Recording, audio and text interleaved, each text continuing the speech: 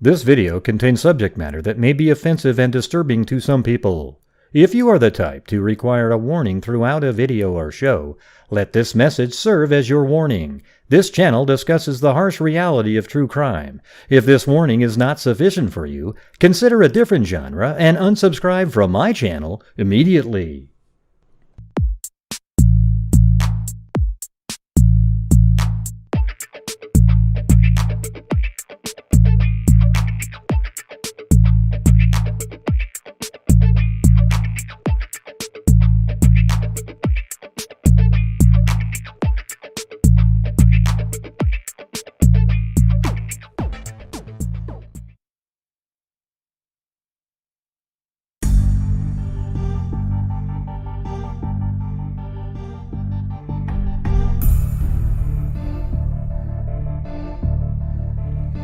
Hey, I got the next thing. So if I'm in jail like this, and then I click on this, it opens the jail back up again. See, now it's all good now.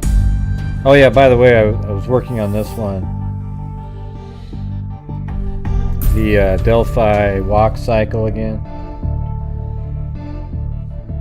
And see, this time I'm leaving the other frame behind it.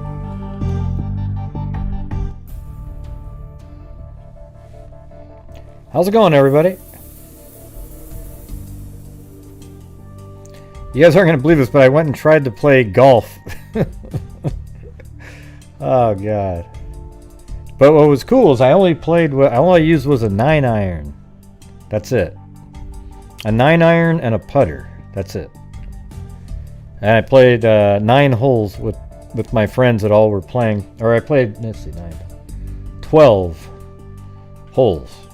But all I used was a 9-iron and a putter. And what's crazy is, like, there was one stretch where I went bogey, bogey, par, only using a 9-iron and a putter. It's like on a par 5, that was 540 yards. I hit a 9-iron, 9-iron, 9-iron, 9-iron, and then finally got near the green and chipped it up onto the green and then made the putt for a bogey. Come on, I mean, you know, getting a bogey on a par 5 with just a 9-iron and a putter. That's pretty good shit.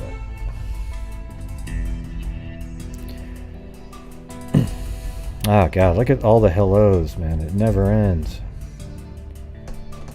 I think I'm going to start the show 5 minutes in next time. Like, after 5 minutes, I'll come on. I won't say a word for 5 minutes. Alright, so here we go. This is what it looks like when you leave all of the images stacked behind it. See how you can see a little bit through there? I have a better version later because it actually, when you selected the black to delete it, it went into the actual file itself. But now you can kind of see more of the bridge. This is all the stuff that's been wiped out. And then there's also other stuff behind there.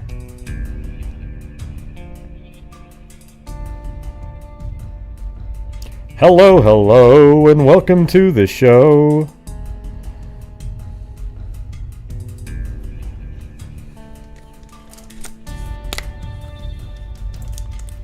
I know, that's what I'll do next time. I'll have like maybe I'll build like a 5-minute countdown.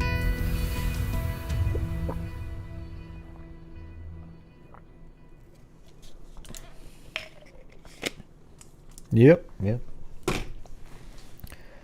Thanks, Carrie. Let's see.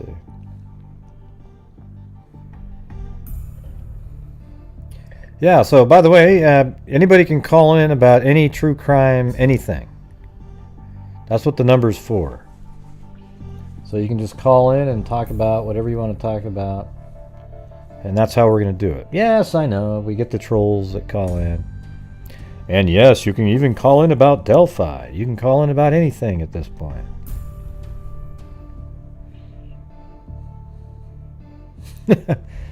Thanks, Zozo.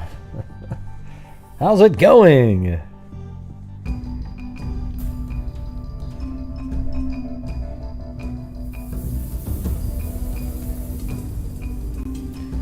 Well, good.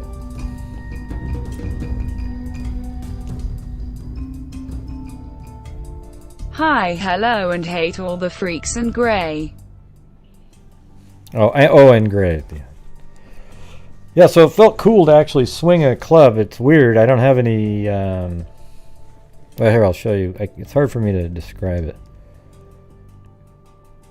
But you know when you're going like this kind of... I don't know what you call that, but you're cocking your wrist back like that. Not like sideways, but just back like you're fly fishing kind of. Yeah, it's my left hand is so much weaker. Like if I put a putter in that hand and try to do that, I can't even really lift it up. The other hand, I can just snap it back and forth, simple. So that's where one of the issues is, right there. Open mouth face, open mouth face, open mouth face, ZO with a whole $5 open mouth face. Hey, thanks, Miscus. With a whole $5. Well, no, it's not even that, Miscus. It's $3.50. After you translate it over to the Australian. I'm just kidding. I don't really care. It's all the same. But she teases me about it. She'll donate $1 and put a big dollar sign emoji next to it on the side. Oh man, that's hilarious. Yeah, so that number's already good up on the screen there, everybody. It's all good. Oh, look at that. It must... I'm looking at the chat, how it looks on the screen. It's interesting. Yeah, so it felt good to get out and just hold a club and try to swing it. It was crazy. Just... And the first one, I hit the 9-iron almost as far as I normally do. I don't know. It was just weird. It was just weird to just play. All I did was have a putter and a 9-iron and 3 balls in my pocket. And here comes the jokes. Yeah, there you go. Yeah, 3? What do you mean 3? Yeah.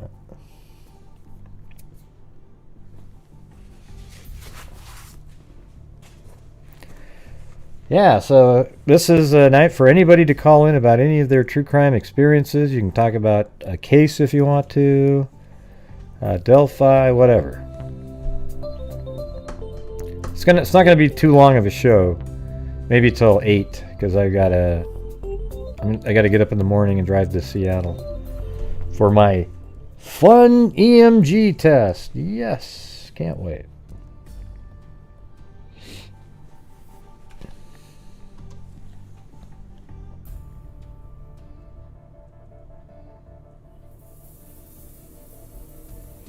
Thanks, Karen K. Oh, and Zozo again.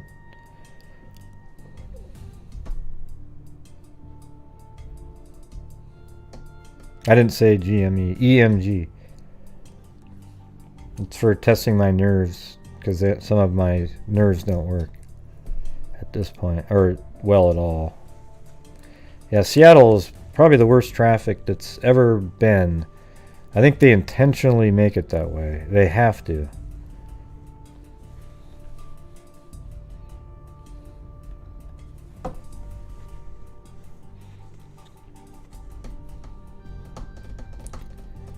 Yes, so if you'd like to call in, feel free to do so.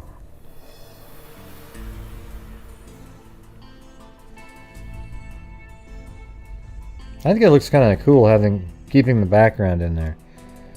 At one point, I'm trying to do it where I can remove everything but them. And then figure out a way to put it on the bridge, an actual video, so it's almost like a green screen version of them. I've tried using the difference mat, but that doesn't work.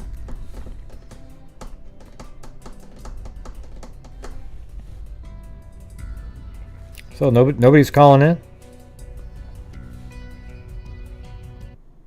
Oops. Oh, wow, look at that. a call right when I turned off the music.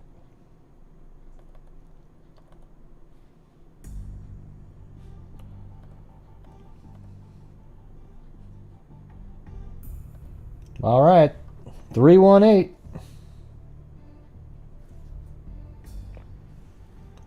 Hi, Gray. Hello, who's this? Jen. How are you? Jen, like Jen H or somebody else? No, I'd rather stay anonymous on here, but I've never called in or commented before. I don't think. I'm usually just lurking. Oh, okay. So, yeah.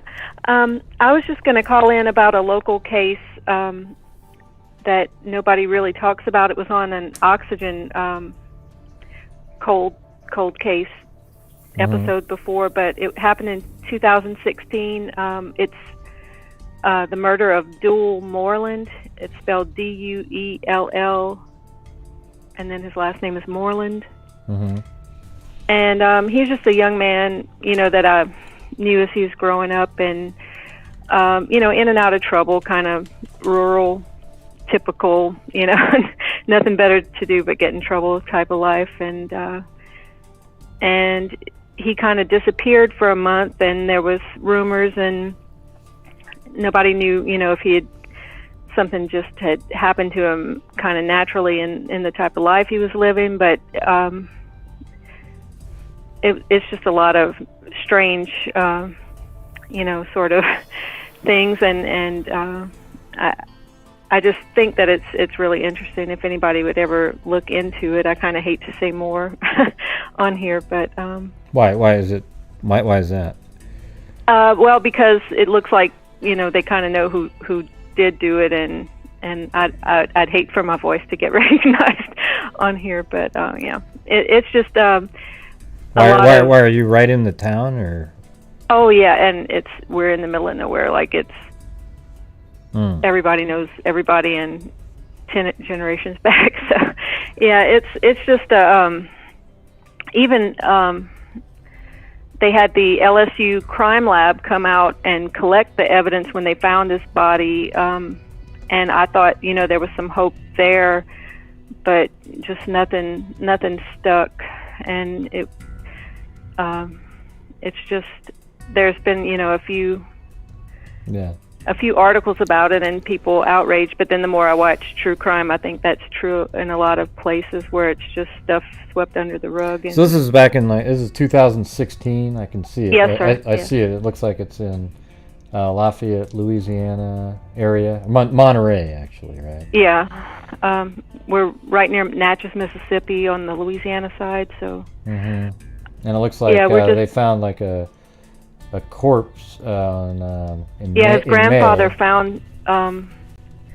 found a boot with his leg bone sticking out of it. That's in May, right? Like they found it in well, he went missing in March, and then like 2 months later there's an article, looks like, where they're trying to seek the identity of a decayed corpse. And I'm pretty, did that end up being him? Yes, it was him. Okay. Yeah, his grandfather found him. It was pretty devastating. They ended up having to do a lot of the searching themselves, and were tipped off by somebody that had heard, you know, through the grapevine about it, and found him where they said he'd be. Yeah. Well, it looks like they had a person of interest even back in 2016. Is that person still the person of interest, or is it somebody? Yeah, everybody says that's who it was, but Oh, it looks like he was in jail at the time. But it must have been, I mean, he was in jail right then, but maybe not in March. But in May, this guy was in jail. Right, and he's been let go, and I think the grand jury either didn't carry over charges, or however that works. But yeah, he had a gun that was an illegal gun, right? Is that the person? Probably so. I mean, he had been let go a few years earlier for shooting his own brother, so it's kind of just. I guess he gets to do whatever he wants. Well, what happened what happened in the case though? Like what? He was never brought to trial. They I don't know what they, if they said they didn't have sufficient evidence or no, this or what one, it was. the one that you're talking about. Like, what's the circumstances behind it? Which one? What do you His mean? brother? Or? Well, the one that you called about, the case. Right. I was just nobody. It's just one of those cases that it just doesn't. Just unresolved, I guess, more than unsolved. I don't know how that works out, but. But I mean, like, he just disappeared one day, and then it turns out he was Yeah, murdered. he just disappeared. He had been in trouble, with some illegal hunting and things like that in the years prior, and I believe had some substance abuse problems. And I think if he hadn't been dismembered and stuff, they probably could have just said he wandered off. And well, that's interesting because, like, right now I'm looking. I just randomly, I have his name in here. In 2014, there's a article that says Monterey man pleads guilty to black bear death. Right. And that's him. Like, he was, obviously he could get fined between $950 and $10,000 for shooting a black bear. So yeah, that was him. So he definitely made the paper a lot. What about this one? Yeah, he did, and it was just kind of a wayward person, but I don't know. It just if you ever are in this sort of situation, or people that have substance abuse problems, it's kind of eerie to know that they could just go missing, and it's just chalked up to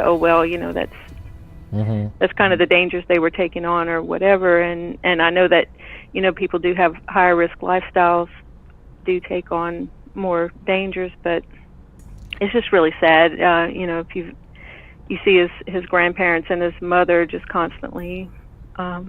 Was he a rodeo guy too? I think he may have been when he was younger. I know his family's into riding and different things like that. Because in 2007 it says, this is in Alexandria, Louisiana. Friday was the first appearance in the rodeo for Duel Moreland, a Monterey high school freshman. So that's got to be him. I mean. Yeah. He was. Yeah.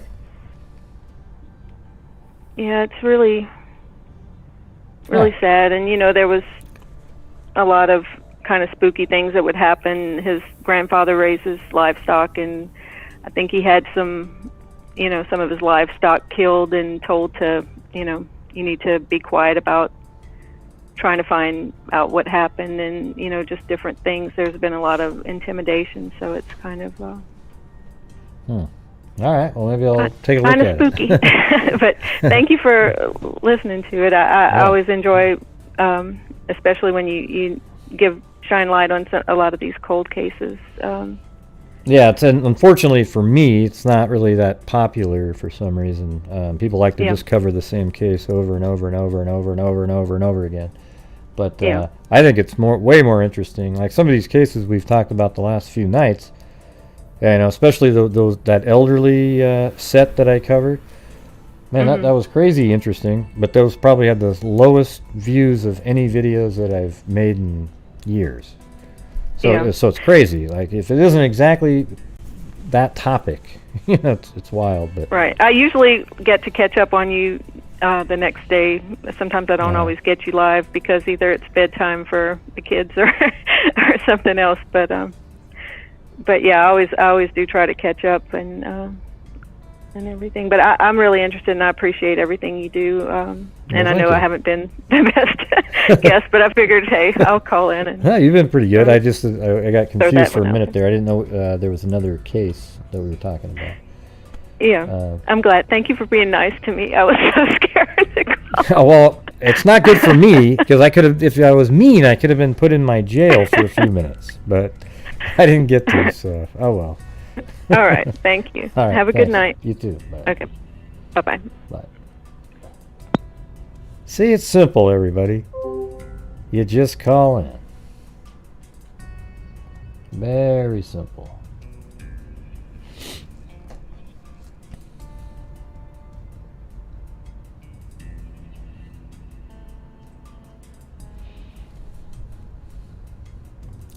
Yeah, I have to say, there's been people lately that are putting out videos on the Delphi case, it's almost like we got set backwards 3 years to the first week where everybody was trying to throw out all this kind of stuff.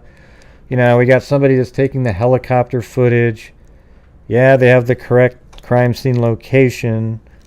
And they circled the bent tree, you know, that I've always done.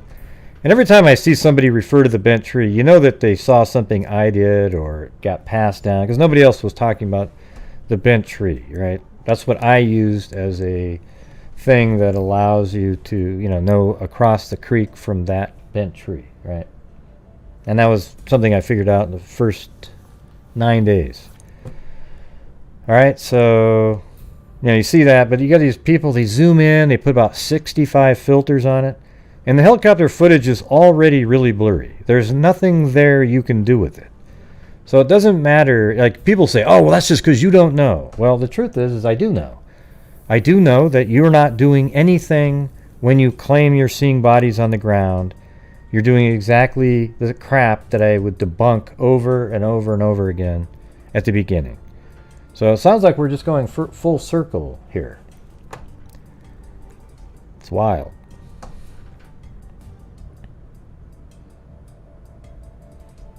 I mean, and it's funny. Here's the thing too: is I asked. Let me ask you something. How is it helping anything at that moment, though? Even if you're pretending you're seeing something, but what is it doing? I mean, it's cool if you're just trying to get people to keep being engaged, but why not do that with something that's legitimate? I'd have more respect for somebody if they put out a video and they said, after doing this, I just don't see anything there. And, it's strange, too, because every time they do this, all they ever end up seeing on the ground are two bodies. And they pretend that they're bodies by just taking shapes and going, look, that's one, that's one. Well, where are all the people that were... Because they all already been found at this point. There'd be all these tech people around doing all kinds of things. Yeah.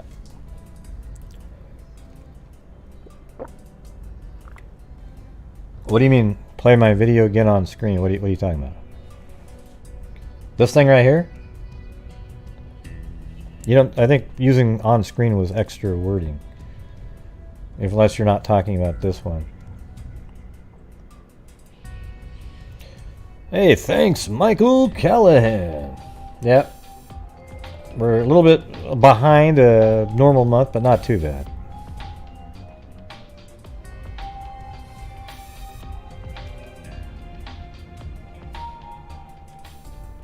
End of the month, let's get the donations up for charity. Thanks, Gray, for what you do. Yeah. And here's the thing, I always want to just say, people, we don't know how big this guy is. He's got kind of thin legs, it looks like, inside here. This entire section here is not him. Okay, you can tell that it's just watch the video in slow-mo and you can see that there's stuff under there that's bulky and bulging out. Okay, so nobody knows. I would actually think that this guy, if I was looking at him, I'd probably say weighed about between 170 and 100 and I'd say like maybe even like maybe even 165 to 190. He's not in the 200s. Okay, so anytime people go, oh look, that's Ron Logan. I mean, give me a break. Give me a break.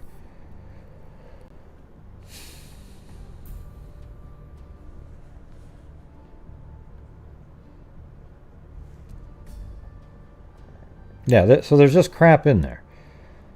So he could be, like I'm saying, originally a long time ago, I figured out a pretty good way to measure his height.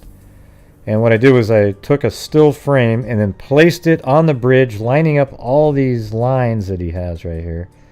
And then once I had that, then I rotated him on the bridge so that he laid down, and then I knew how wide the bridge is. And then I had him between, I think it was something like 5'6" to 5'8". That's where I had him.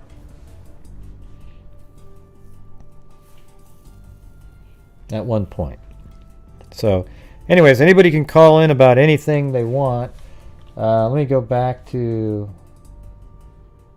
I think it was this last case we were just talking about, Duel Moreland here.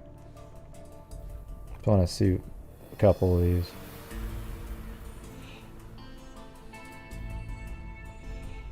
I'll just read this one article here.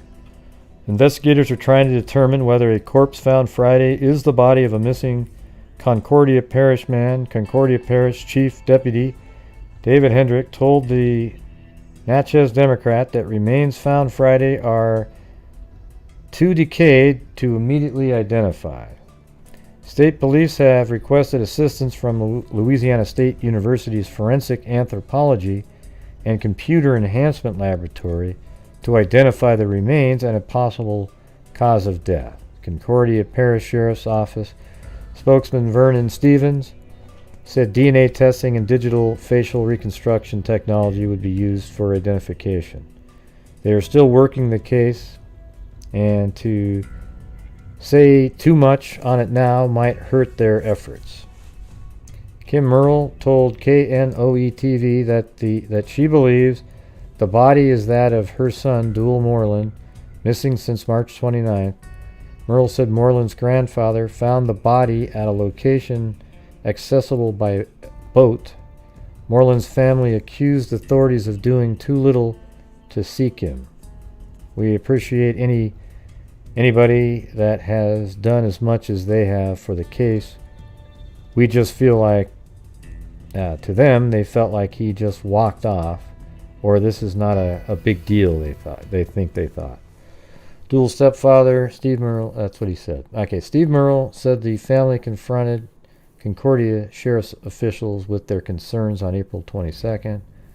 One detective stormed out of the office because he didn't like that conversation.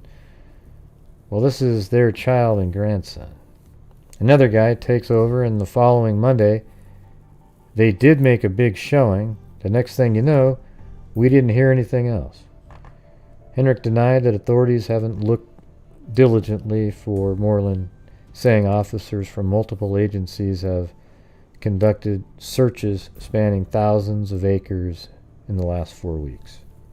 So I guess it turned out to be him. That was May 2nd and May 9th. Let's see.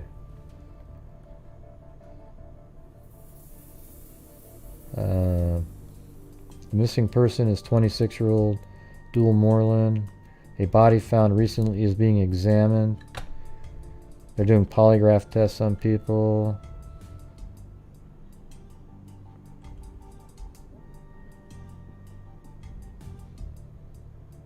Okay, this might...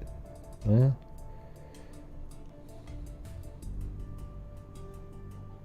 not sure. It's mentioning death, but this is like 3 weeks later.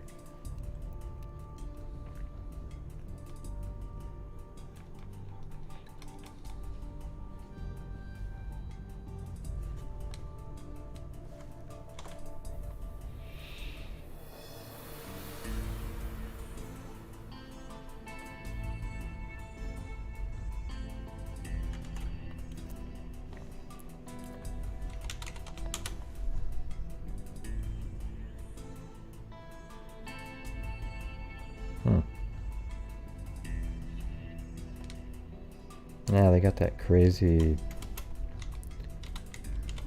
new setup again. Okay, that wasn't too bad. Yeah, I don't know. It doesn't sound like they covered it much at all. They just say they don't even know why it was missing or anything.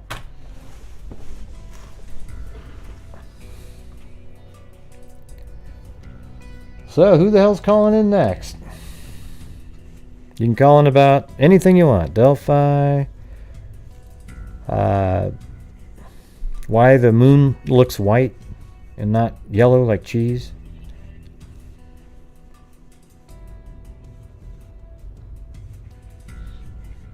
It's okay if nobody calls in. I'm just gonna...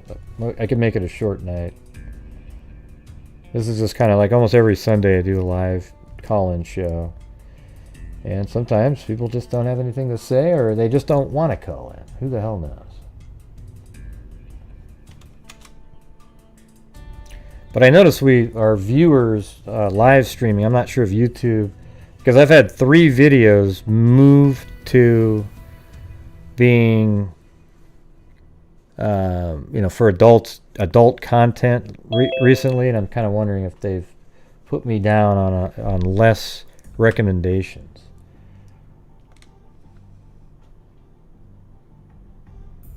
All right, 574, you're on. You have to hit the unmute it though.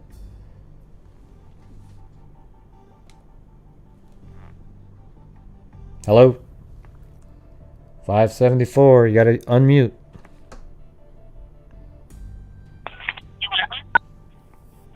Hello? Yeah? My bad, I was just trying to figure that out. Hello? Yeah, you're on the air. Oh crap, my bad. I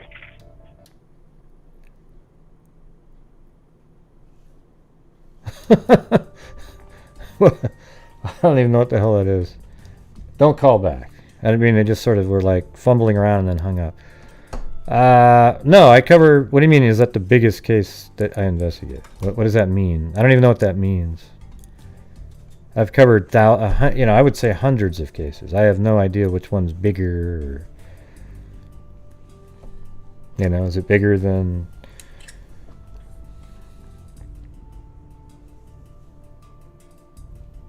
What do you exactly do you mean? I don't even know what the meaning for a question like that is.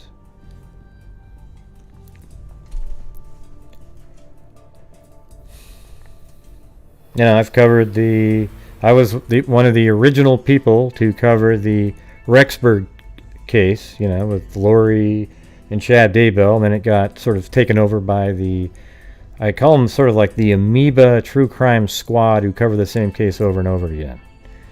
Okay, the same freaking people. So they sort of took that one over. And then I was one of the first people to cover the Morphew case, but there wasn't a lot going on there. And then, of course, I was taken over by the same amoeba squad of people who just cover the same case over and over and over again. I mean, they suck every cent out of it they can. And then, I've covered them all, every single one of them. I just don't sit there and keep doing it for no reason.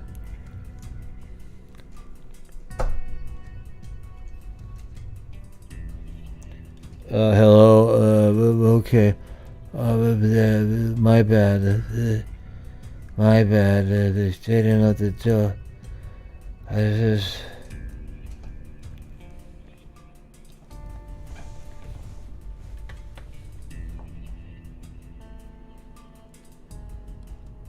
Yeah, it does it all. They do it all the time. It's amazing. And what sucks is a lot of people reward them for doing it, and then if you go over and complain, they'll just go, "Oh God, here's that gray guy again." Nobody owns a case, but what it is I don't even know how to explain it. You have to be in my shoes to know exactly what I'm talking about. Yeah. Exactly. They're in a pack. You got one girl that stares at the screen, and another one you got these two guys. Ooh, they're experts, man. They're the ones, they totally produce show with a freaking producer. It's ridiculous.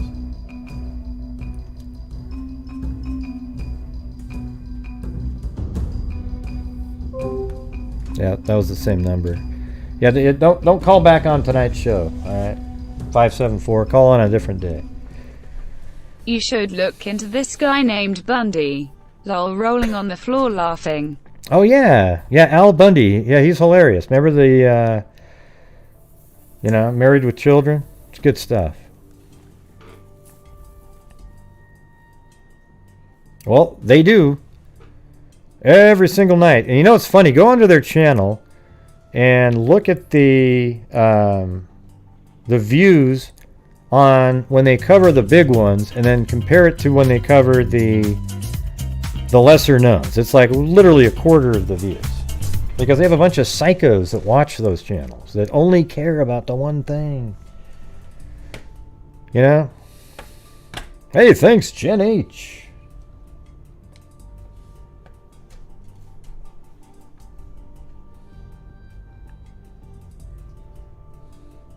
Yes, everybody, I don't know if you checked, but we just found out, we have it just in, that Chris Watts last night ate beets, corn on the cob, and a little broccoli. And you might ask yourselves how we know that. Well, we had one of our inside guys dig through the toilet of Chris Watts, and we were able to take out one of his craps, and then we put it under a microscope, and believe it or not, we were able to find corn. Oh, and I forgot to mention he did have some spinach.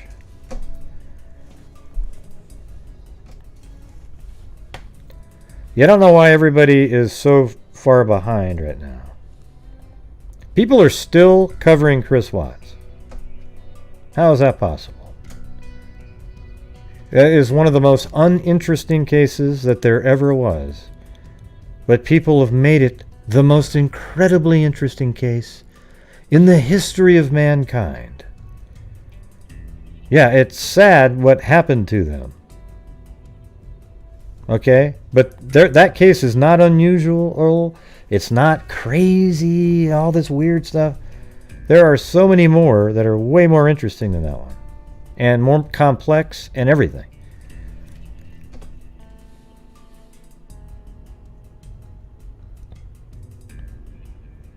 Yes, I know he did. Chris Watts acted alone. That's why another thing with the girl that stares into the camera every freaking show. She has this video out where she says, oh, I can see what's-her-name walking around in the surveillance footage. You know, North Korea, whatever the hell you want to call her. No, you can't. You're nuts, all right? Yes, Chris Watts acted alone. No doubt about it. Most uninteresting case in the history of mankind. Well, not the most. It's just not as interesting as everybody tries to make it seem, especially a case that was over 3 days into it. Yeah, I think anybody who believes that Chris Watts had somebody with him are idiots, okay? That's just true. That's one of those things you can chalk it up. You know, people who believe that probably got really poor grades. Which means I guess I would have believed it earlier, but I redeemed myself in later school.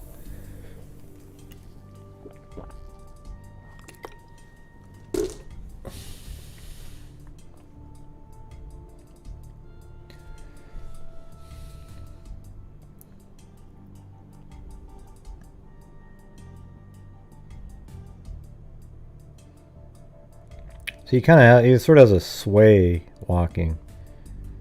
You see? Although it could just be that it looks like that because he looks like almost he immediately turns and start walking towards where the girls are. See? So he's walking straight down the bridge, and then right here you can see he takes that left leg, and then that foot is pointed right at the girls, where here it's not quite pointed at him. See, steps, and then that one is right at them, and then he looks like he's heading right towards them.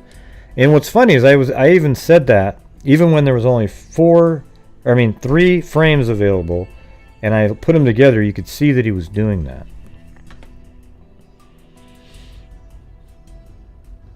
Yeah, I mean, of course he's looking down, he's stepping over planks. That's not what I'm referring to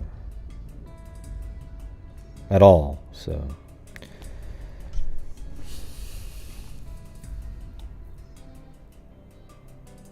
no, I don't. I don't think anything good will come of that. I don't even know what you're talking about. Who's he going to be sketching it from? Looking at the video? Or is there just some guy on YouTube? Oh, I'm a forensic artist, everybody. What I'm going to be doing here is... Yeah. There's just so many of these people that claim to be experts all over the place. It just drives me nuts.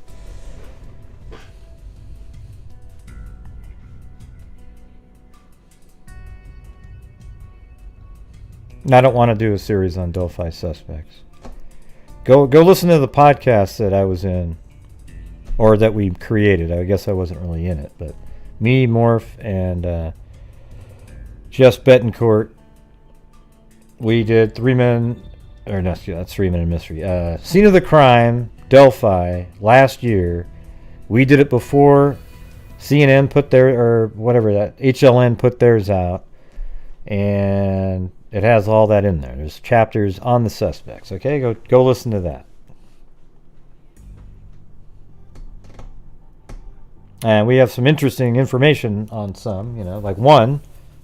I always forget his name. Who's the one that had the IUD as a necklace? And the only reason we know that is because my friend on Facebook was in communication with him while he was on the Edders. Is that his name? Like Paul Edders? Yeah, I think that's it. Paul Edders, right?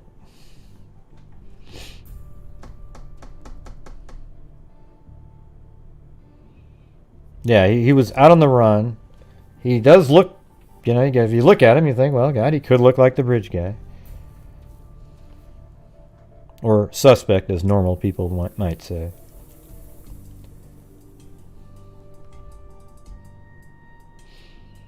Well, I think there's a good chance it's one of the suspects that 1,000,000 people have typed in. Maybe one of those people. I mean, listen, every one of us, if we had $1 for every suspect that's been named and done side by sides, we could all retire. It's stupid. So maybe somebody's right out there.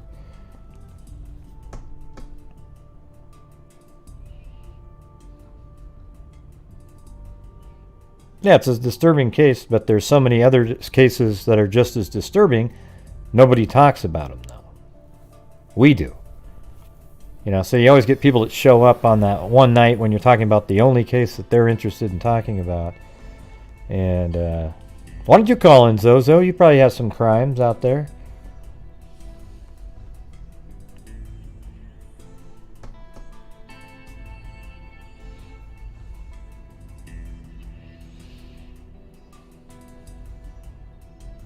Yeah, like, Garrett Kurtz was interesting to me at one time. He's still mildly interesting. But that's it. I don't, it just seems weird. Garrett doesn't really fit his MO, like the murders that he's done had nothing to do with this. All right, 949. You're on. Hello, 949. You have to unmute your phone. Or unmute your call, or whatever the hell it is. Hello? Yeah, you're... now? Yep, you're unmuted now. Yep. My concern was about the Erica and James case. There was a girl that said she saw James.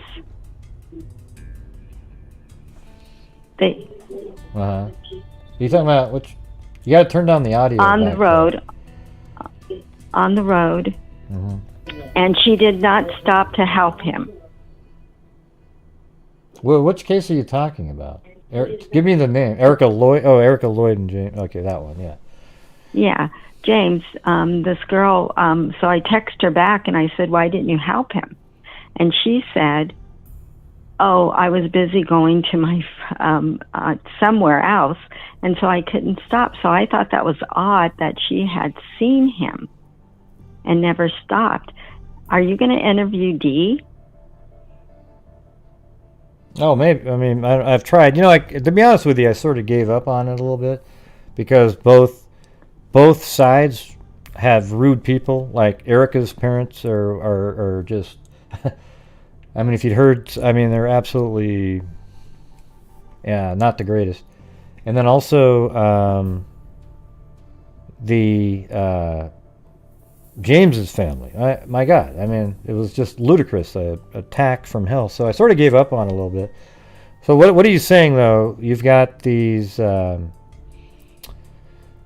is it? So James was seen What street? What road was he seen on? Why would he have needed help? On 62. But why would he need help there? Because he went up that other road, though. Why would he need help there? I know. This is what this girl said. She was on one of your, you know, where they chat. And she goes, I don't know, maybe it was on Facebook. I can't even remember now. But she goes, I seen James, and James looked like he needed help, but I couldn't stop. Well, why didn't you stop? There's no other people around. And then she said, oh, I was too busy going somewhere else.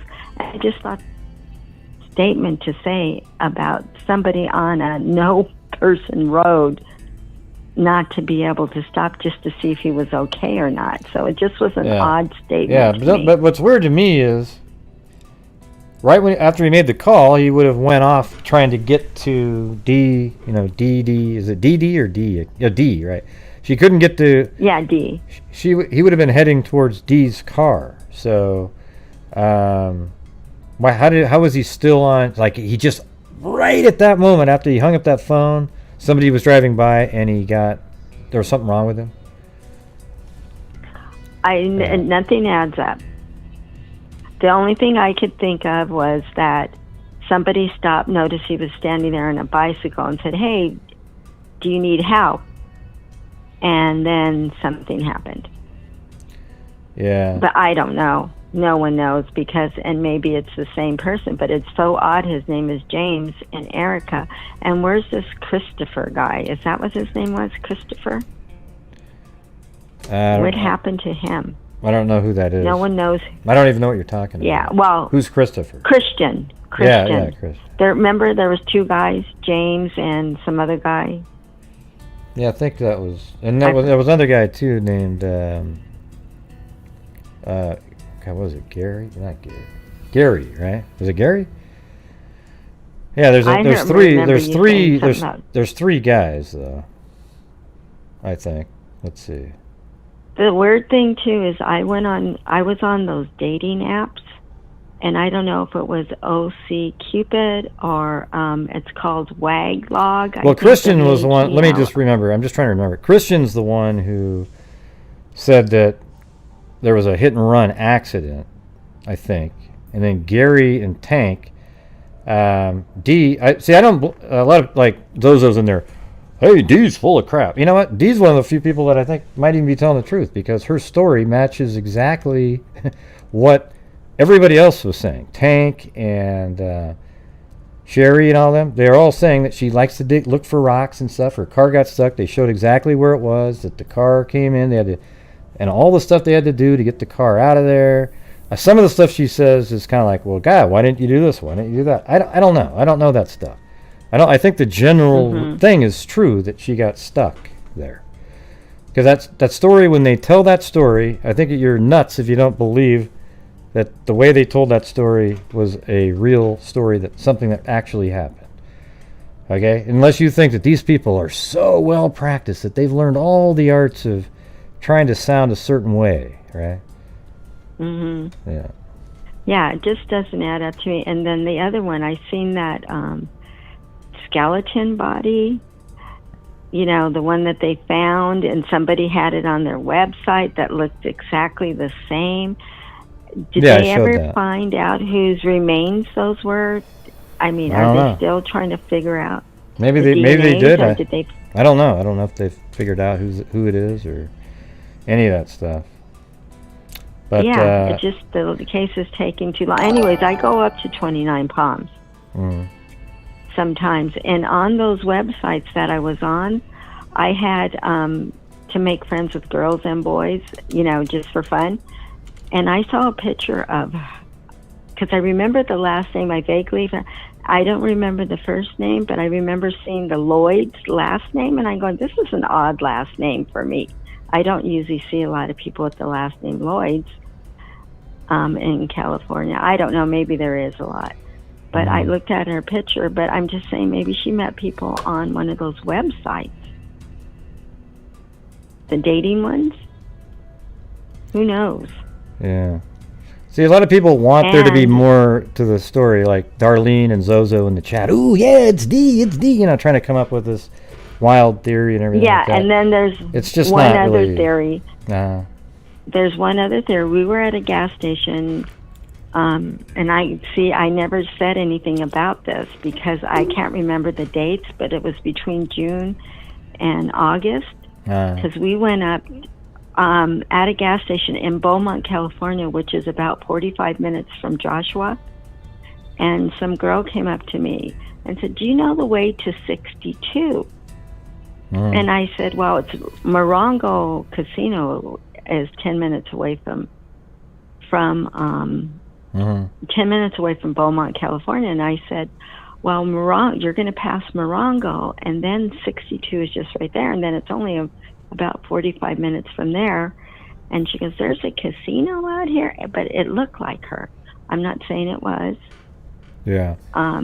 Well, I know but, Sherry's it's been just to odd. the casino. My thing is, the whole news story, the story that, you know, I think that originally when I had those guests on, they just heard something and they kind of remembered it a certain way. When you talk to Tank, when Tank described where D's car was, it all made complete sense. See, originally it was, it was behind this shed. It seemed kind of nefarious, right? But in reality, it was just down this road, exactly right here, everybody. Don't you remember this part? That she turned in here, went a little bit too far, and this is like really thin sand, and the wheel got stuck, and she couldn't get it out. Okay, now you're sort of stuck. Yeah, it happens out there a lot.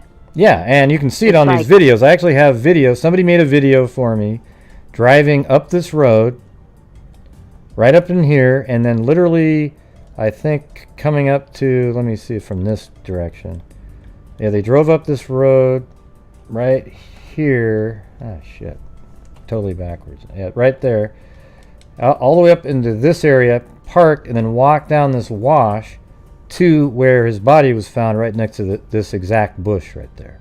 There was actually, no, his body was found more like right here, but then there's this little area that was sort of darker looking that maybe be where his body was originally, and then it was dragged by animals or something a little bit further over like that. But if you look at that, it just looks like, I mean, it's sort of weird that he would... coyotes attacking. Yeah, but it'd be weird for him to get there if somebody drove by him and he's not doing well here. But he's also, it's 100, you know, right around 100 degrees outside. He's... Yeah. Maybe he was doing meth that day, according to somebody that I spoke to. So then he's on his bike, and then you got the sun and the meth, and then there's going to be some problems probably. Okay, now the thing is, it is all weird and everything. That's the exact spot right here is where Erica's car shows up, and she's missing, and then just right up here, another body was found, even after Erica's was there in I think it was July sometime. Yeah. You know, That's weird. See, I'm just... there's a lot of weird because bodies. When you... Yeah, so when you go... Recently, since of the COVID, all those parks are letting people go in for free. They don't have to stop. They don't have to check in or anything. They just keep on going. So there's hardly... That's why they don't have any trace marks. And it is... There is no cell phone use or nothing. It is just rock and beautiful stars. So anything could happen there. You never do that alone. So I'm just scared because I go out there, we go camping out there, and, you know, I'm not doing none of that until this case is solved. Yeah. I'm telling you, it's kind of scary. And I went to go visit my niece who lives in Northern California. I took the missing Erica thing off just because I was bored to see why was her picture up there, and that's how I got interested in the case. I'm saying this looks familiar, and I think I saw her picture on one of those. Are you still talking? I go, she looks so familiar. Yeah. So I don't know. Yeah, I mean, the thing is, with the whole thing with Scary. D, I know D has a criminal record and all this kind of stuff. You know, and some people, you know, in the chat are going, "Oh, wow, I got attacked." You know, but I just don't know what it would have to do with him. He's way bigger than D. Her car was stuck here. Tank explained the story. Then Gary came out first to the car, and he couldn't get her out, so he took D all the way over to Sherry's house, way over here, where James and Sherry live, in this area. She got dropped off. Then Tank and Gary drove all the way back down to where the vehicle was. They were able to get it out, and then it was the airs. I mean, look how specific the story was. The air in the tires were down low because D had let air out, because a lot of people hear that if you let air out, you can get out of situations like this. And they drove the car out to maybe about where 62 is here. Then they had to drive to Gary's house to pick up the compressor, bring it back, fill up the tires. Then they both drove both vehicles back out to this area, and then D was able to leave. You see how much details in that? Like, it just seems crazy. Yeah. Oh yeah, hey, let's come up with all this stuff. So the thing is I don't know what happened to James. Does D, maybe D, I mean, I'm trying to figure out a scenario, that makes sense given all the other stuff. And so I went online and I was playing around with the Google map where you make it wider and you see cars coming by. You can see different cars. I don't know why the cops don't look at the cars. There was the weirdest truck, had station wagon, had 6 wheels on it. It's blue, and it came up, and I said, that's the weirdest. I don't know why that struck me as odd. That this weird ass blue station wagon with 6 wheels on it. So I just looked at it and looked at the person. I said, there's enough room in there for 20 people. All right. Anyways, it doesn't make any sense to me. I just wondered if you were going to do any more interviews on any of those people. Well, I might at some point. I was going to maybe interview Tank by himself. It'd be cool to get, I guess Gary's kind of an older guy that's not feeling, he's sick. So maybe not him.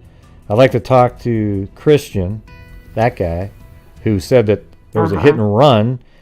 I mean, that's sort of interesting. I mean, what time did that lady that you talked to say that she drove by and saw him not feeling well? Because here's a scenario that I could see. I just thought of it. What if he got hit by a car, and that person kind of was like, whoa, freaked out, drove up and said, hey, there was a hit and run here, told them, and then that person drove by and saw Tank sitting there, right? Then the person who told Sherry, I guess maybe, this is just a hypothetical, Christian, goes up and loads James up into his car to get him off the road, and then dumps him way up in the mountains over there, and then maybe James is still kind of barely alive, and he crawls down into the gully, down, like he gets dropped off, and then he kind of, I don't know, but he ends up right down in here. But what if that person actually,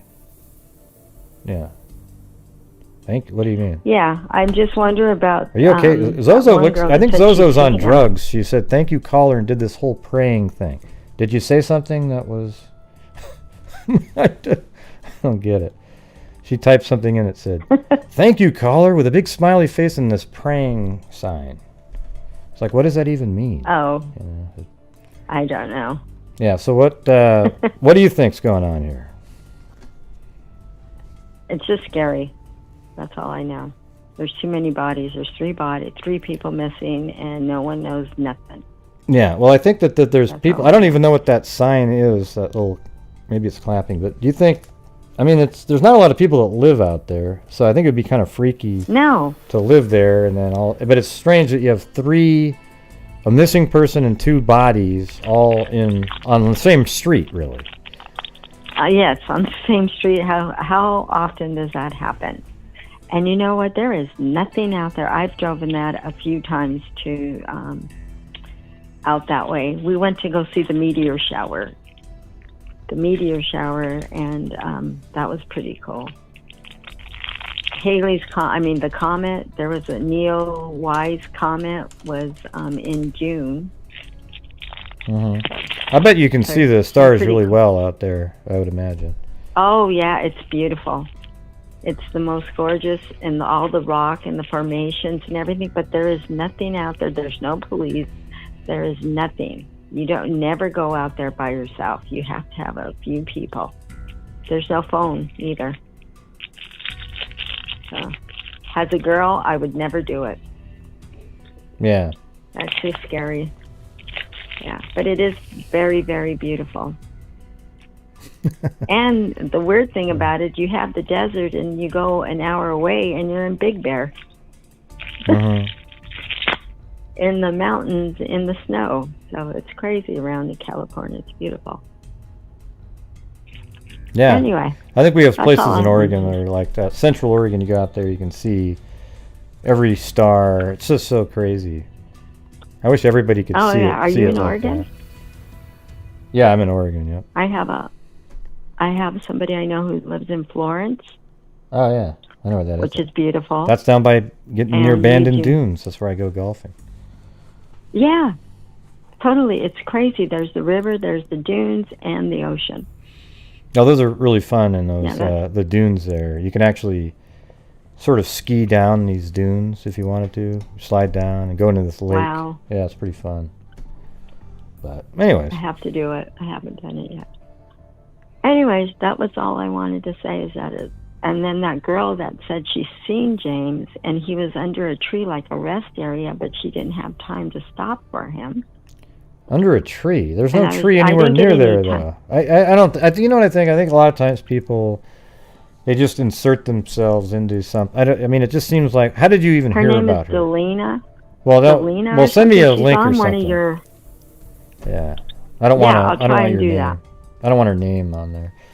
But the. I don't know what her name was actually. Sorry, I don't know what her name was. I forget. Okay, It's well. on there. I don't want to say it out loud. I don't know what her name Yeah, really was. I'll do the last But name. I did ask her a question. Yeah. Okay, that's all I had to say. Well, I it wonder could why be. no one else is calling in. Well, it's just the way, I think it's just because we have Is this. it a Sunday? Well, it's a Sunday, but we have the same group of people, like mainly the Freak family members watch, and they probably run out of their own personal stories sometimes. And How do you do the freak thing? You have to join? yeah, there's a little join button underneath the videos, and then you get access to all all the icons. Like the. Oh, okay. I'm gonna make my own Prey version though, just for people that want the. I guess. Well, they're saying it's a praise symbol with the hands, but then there's another one. I don't know. I get confused at icons. I've never been a good icon user. That's why I made my own, so I know exactly what they mean. So, anyways, listen, I appreciate you calling in. That was interesting stuff. But it could just be that one person. I don't think there's any trees out here, so I don't know where that possibly could have been. So it sounds like she was just trying to like insert herself into a case, so everybody went, "Wow, that's so cool and neato." Yeah, she actually lives around there, though. Right, it's like a red herring. If you can find me a tree. Somewhere over there. How about this? If I go down Yeah, the but street where view at is yeah, point to a tree. what made me. Anywhere Yeah, around. and the thing is. Oh, there's is one over there. She actually lives out there, but there's not very many people who live out there, so she sounded like there's a lot of people, and I'm like, well, there's no one out there. Why didn't you stop to see if you needed help? And she goes, well, I don't know him that well. Well, how about this? Can you hit the specific spot you remember seeing him? Maybe I have to. I'm not online. I'm not actually on Rucol, looking at your show. Oh, so Roku? I'm not on my. I'm not on a computer, but I can probably go on my computer right now and see if I can even find all that stuff I was doing. Yeah. What yeah. time? Yeah, and then I could probably. You could probably ask her where that was, because she said it was kind of like a rest area, and I go, "There's no rest areas with trees." Yeah, and I he don't wouldn't have know. been. He wouldn't have been anywhere near one. He was right here. I mean, to me, it seems like better chance that he was right here. If that phone call, the thing is, we don't really know 100% that phone call was made. There's a because, tree right there. That's a big bush, maybe. Yeah, maybe. You know, but that's not a rest area, right? Unless she was thinking. Well, maybe she was thinking this is a rest area. You know. I don't know. But I don't know. Maybe, I've heard that. Yeah, that would be the shadiest spot right there. It gets 114 or more. I mean, it gets super hot. I don't see how anyone could even drive their bike around. It was only about 100 hot. at the time he was there, though. It wasn't 114. 100 still, that's hot. Yeah. And I think the high of the day, that day was like a dry heat. Yeah. So, all right. Well, see if you can get that information. Where exactly she remembers seeing him. All right. Okay, I'll try. Well, all right. Well, thanks for calling in. Appreciate it. You're welcome. Bye. Bye.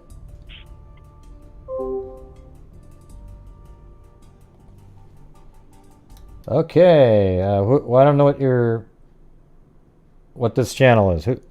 You got to turn down the audio.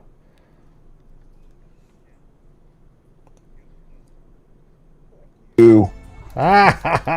Nobody could hear you. Oh, you probably could through the mic. See? Here comes the trolls, everybody. Here they come. I can always tell what a troll what their numbers look like. Nice try, though. Nice try.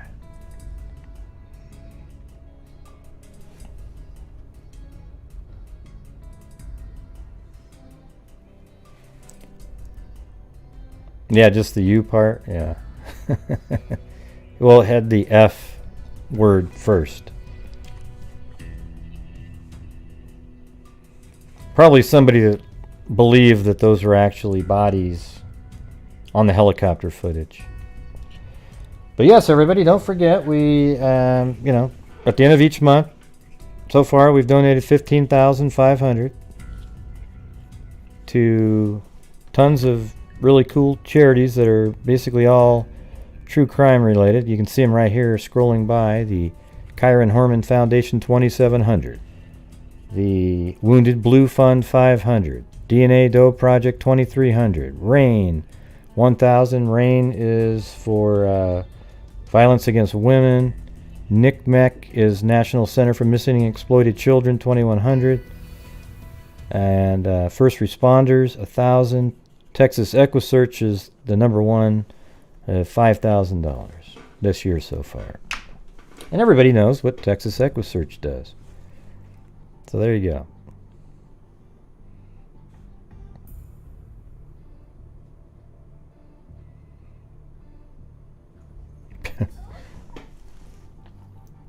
Oh, wow. Chloe's laying on her back with her feet straight up in the air. Oh, you heard your name, huh? Okay. Come here, Chloe. Come here, Chloe. Come here, Chloe. Come here, Chloe. Come here. Chloe, come here. Chloe, come here. What is she doing? Jeez. Chloe, right there.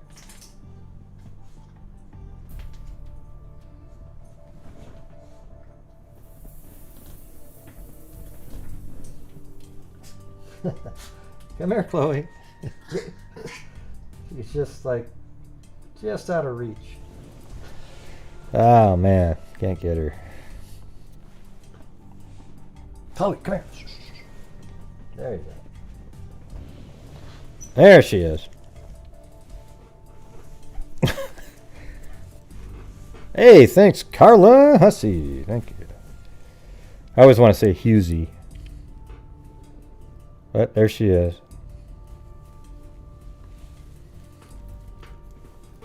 All right. She's so cool, this dog. She's so little, but she's really, makes you happy.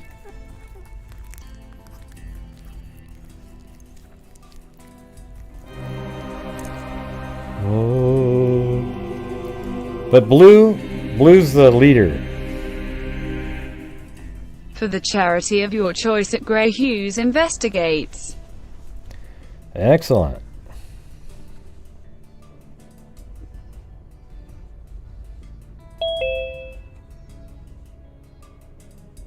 Yeah. Hold on a second. All right, 903, you're on the air. Yeah.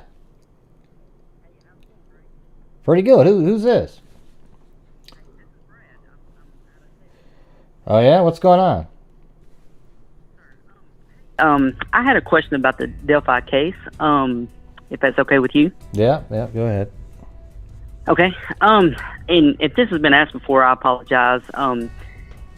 As far as the case being on the top 10 FBI list, would they need a suspect to be on the top 10 list, or could Bridge Guy be on the top 10 list? I guess that's what I'm asking.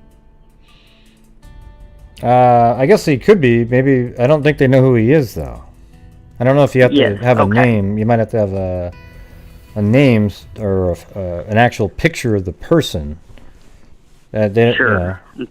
Something like that. Yeah. I mean, I know the case has been like on the ID channel on John Walsh's show. There was recently a man that was caught off the top 10 list, that Yasser Saeed. Yeah. And I seen an article last week. They moved another story up, and like you said, they do have a guy, a man's name. So I just didn't know if that would help the case or if it could even be done. I mean, I think it would, if they could make the 11th person on there and just put a picture of that guy, it couldn't hurt if more people had eyes on it. But I'm not sure how many people actually spend time looking at the top 10 FBI most wanted list.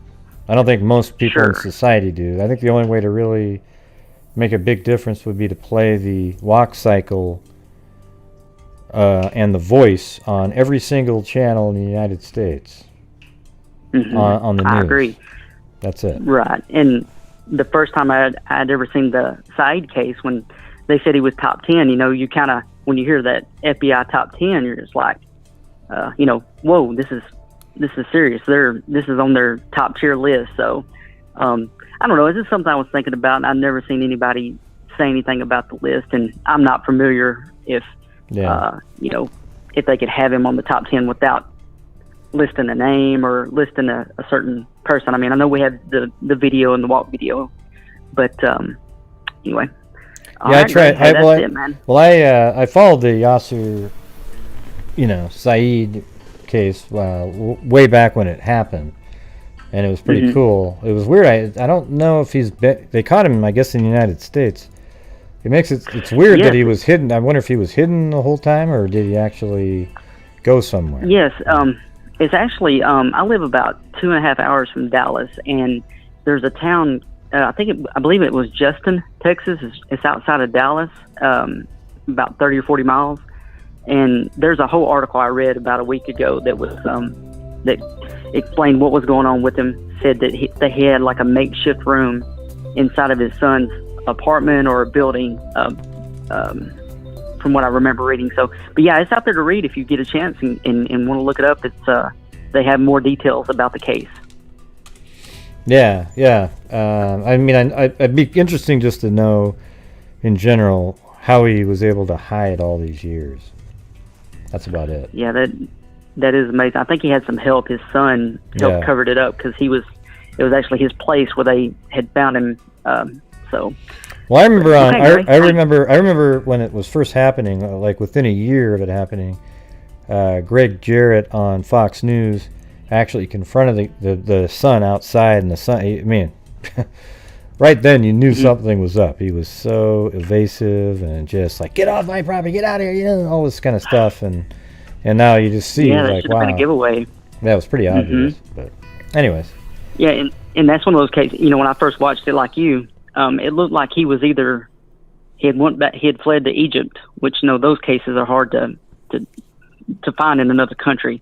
Yeah. But I think everyone is. I know I was surprised that he was found not far from where the crime had happened. Where he had actually killed his daughters. It wasn't too far away, about an hour or so. He just never, he never. If he did leave, he'd come back fairly quickly. And so it was just most of the guys that are caught on the In Pursuit show, they've either fled to Mexico or Canada. They very seldom find them inside of the United States. So. All right, Gray. Well, cool. Hey, man, I thank you for your time, and thank you for everything you do. All right, well, thank you. Thanks for calling in. Appreciate it. All right. Bye. Bye-bye. All right. Yeah, you never know at the beginning of the call. Very few women troll call in, right? So every time a guy calls in, I'm a little bit leery. So thank you, women, for being less ridiculous like that. Now I'm gonna try something here. If I take the chat and then make it another version of it. Move this down here. What happens if I crop in like the top?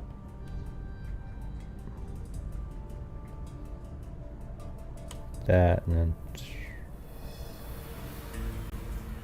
oops. Hey, look at that. That's pretty cool.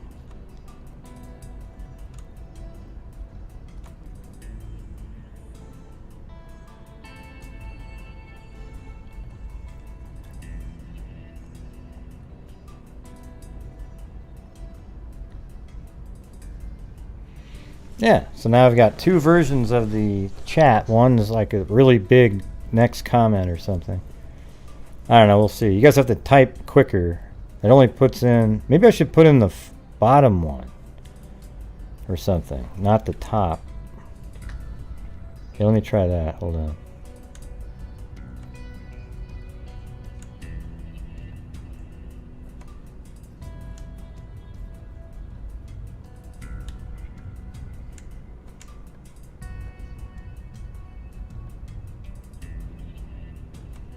There, like that. That's sort of cool. Look at that shit. Oh, man. That's way better, right? That's awesome.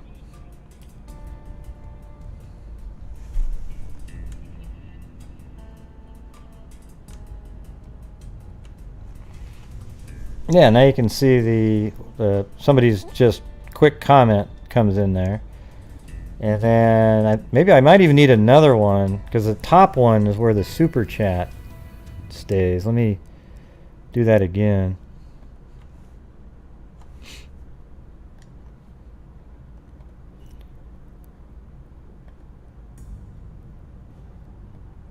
Yeah, so let me try to...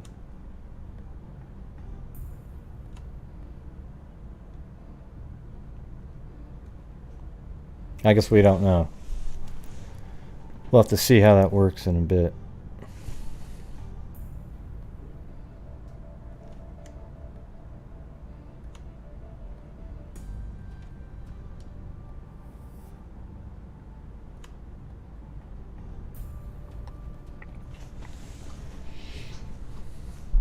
Pretty sweet though, huh? Now you can read the little tiny chat comments. Yeah. So someone's going to have to send in a super chat to see if that works. I have to get it dialed in. Who's going to be the... how about this? I'll put myself in jail. Actually, I got to get that set up on that one too. See, there's my new jail cell thing. I'm going to copy this and put it over there. Okay. This one is going to rename that to newest comment. Oh yeah, see. Okay, so that doesn't fit in that.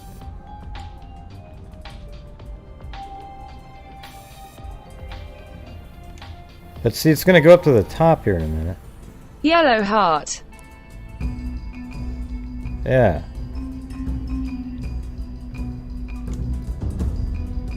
There it is.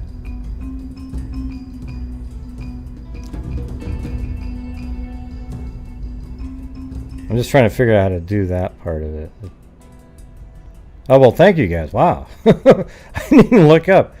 Thank you, Juju Positive, LM, Lee D, Carla Hussey, and Zozo.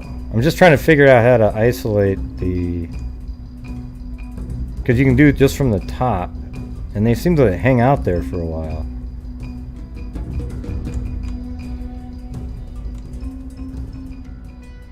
Denied.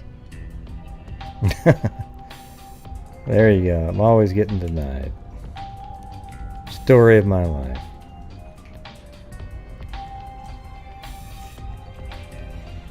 Okay.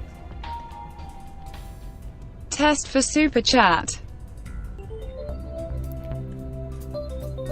Yeah, I'm kind of liking that. You guys can see, this is still playing. Probably need to put that right in there though. A little bit more space. There we go.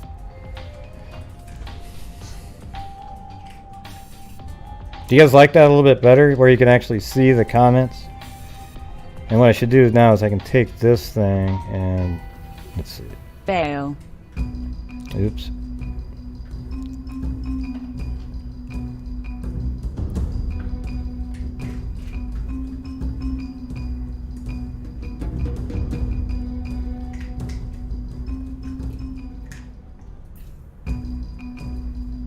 There we go. Well, thank you guys. Alicia C. Bush and Beach Lifestyle. So you can definitely see them over here. Let me go back to the... over here. So I'm trying to get it where they show up right there. Okay. Well, I hope you guys like that better. And thanks, Miss Gus. It looks good. Growing heart, growing heart, growing heart. Growing hard. Yeah. Okay. I'm liking this. Now so this is my setup now. I have 3 buttons, right? This is when I'm just doing me talking to you guys. The freaks. See, there you go. Look how Miss Gus shows up in the donation right there. See? I like that right there. And then it looks good, and then it kind of... And then, but this one's kind of weird looking now.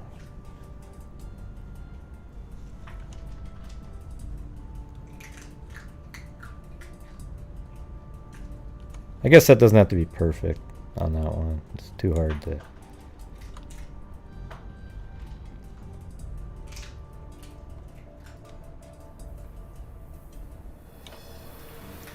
Alright, so here's the main screen. Then you click on this one and it goes over to here, but I can also have me down in the corner here, right? So see that? So then if I want to go back to the main screen, I just click a button, it shoots over, opens up, and then all the stuff opens up again. Then I can go back to this one again to show stuff I want to show on the screen. And then from this screen, if somebody goes, "Gray, you're so mean," I can go straight to jail. There I am. I'm in jail, right? And then to get out of jail, I can click on either that last screen, or let me go back to jail again, or go up to the normal one, and the bars just release. Pretty cool, huh? Yeah, it took a while to get it so it all kind of worked, but it does now, so that's all that matters.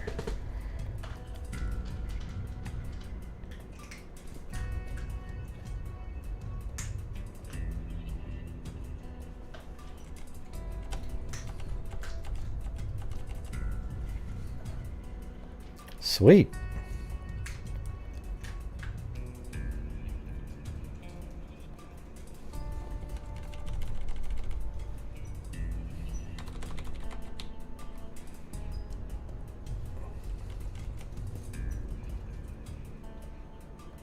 Okay.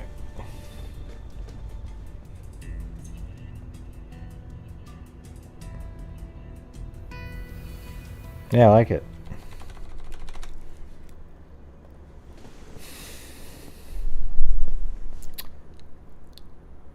Yeah.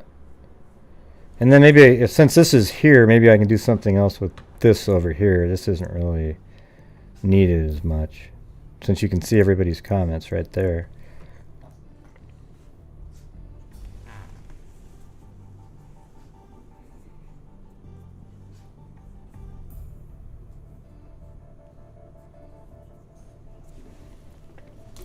Yeah, there was too many, I don't know. I was one of the canceled culture people.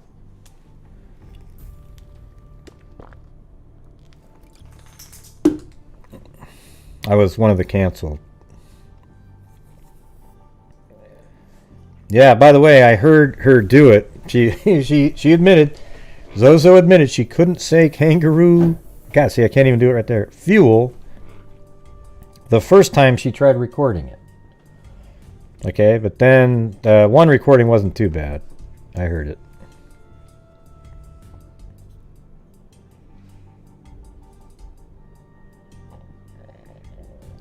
No, what are you talking about? Yes, you are alone. You're alone on an island. L.A. Ames. You're, you're totally on an island believing that shit, okay? And usually what you get is a few, there's always a few wackadoodles out there that they try to hear something they want to hear to make the story more sensationalistic. But there isn't a soul out there that thinks that the bridge guy sounds like Sergeant Doug Carter, okay? Or superintendent. Normal human beings don't believe that.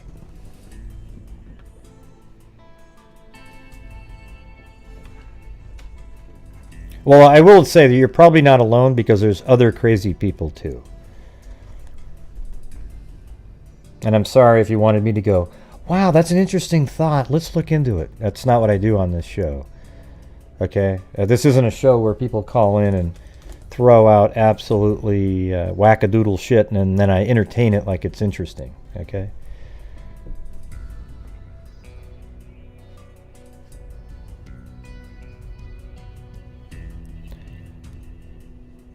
It is crazy, and we're not going to be talking about it. We're not going to listen to inflections. He said, look at, hey guys, down the hill. You can't get crap from that.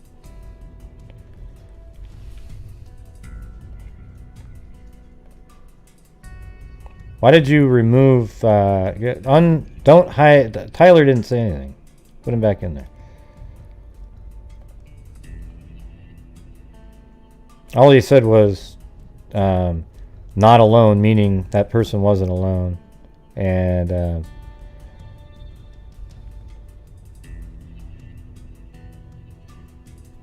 but you can keep an eye on him now. I don't know what Tyler said. What did Tyler say that you guys wanted to remove him for? Because all I saw him say was not alone, just kidding, and oh, your shows. Okay. Yeah. Okay, you can get rid of that idiot. I didn't see that part. I thought you got rid of him for not alone. Yeah, see you later, idiot. Good call there, Tracy. You don't need to retype it, though.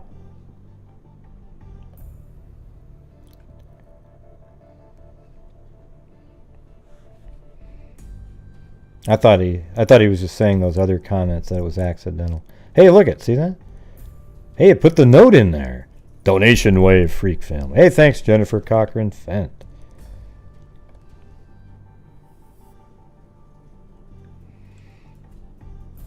Nope, I'm sorry, Tyler, but Tracy had it right.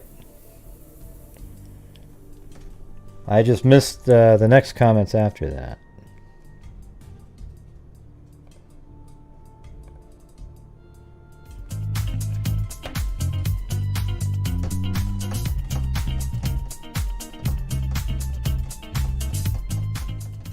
Donation Way Freak Family. Oh, he said that too? Well, you don't need to keep retyping them all in. I don't want to have it like repeated. There's no reason for. Although, of course, now it's going to be in the in my streaming comment section there. Yeah, I just say sometimes. Oh crap! Let me move this. Sometimes people are accidentally removed too, right? And all I saw was the other two comments. But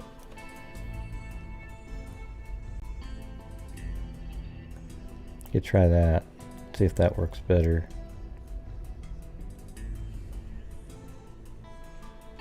It's like everybody wants to retype in the negative comments. It's hilarious. Begone Shadow Man.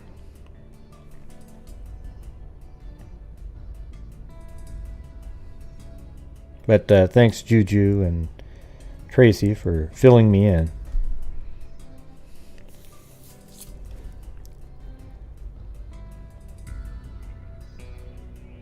Yeah, I have two different jobs. Yeah, I have this one and the other one. This one's mainly, it's a side job, but like the main, sort of like the main goal of it is to, bring awareness to old cases and to donate money to charities at the end of each month.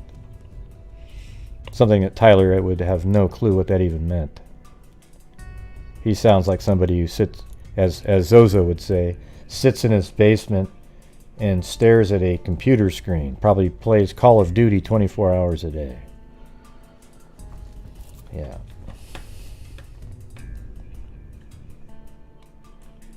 Right?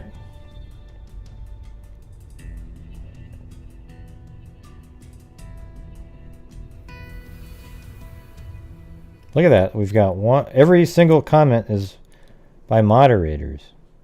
Tracy, Jen, Stacy, Zozo, Juju, Dadio, Miss Skis, Kubi, Bush and Beach Lifestyle, Linda Howell, L. Dot, Zozo, Kubi, Wally Gator, Dadio, Patricia.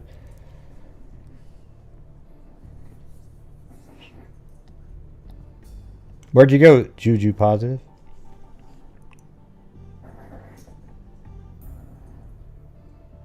Oh yeah, thanks.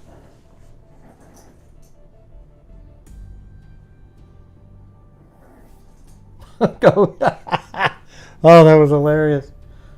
Chloe was wiggling. They wiggle stuff in their mouth, and she was wiggling so hard it flew way over where I am, almost hit me in the head, but went on the ground, and she can't find it. I mean, it flew like 10. God. Yeah, this little tiny little toy. She was trying to rip it apart and just flung it, and it went flying. All the way, literally, probably 6 or 7 feet away. Go get it. Oh, yeah. There she goes. That was crazy. She was like, and it just flew out of her mouth.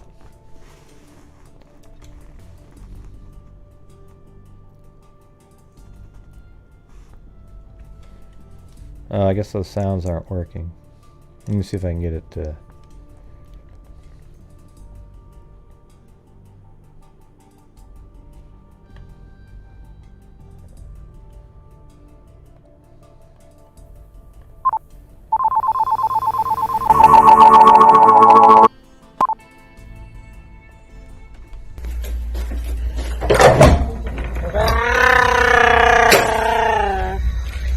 Chewbacca? Oh, I'll be Chewbacca if you want me to.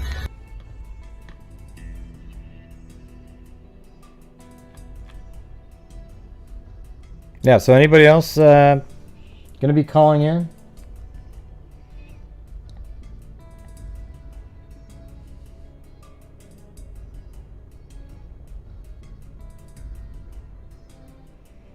Yeah, that was a really tiny toy, but man, she was just going wild on it. Just trying to shake it, the hell out of it, and flung it.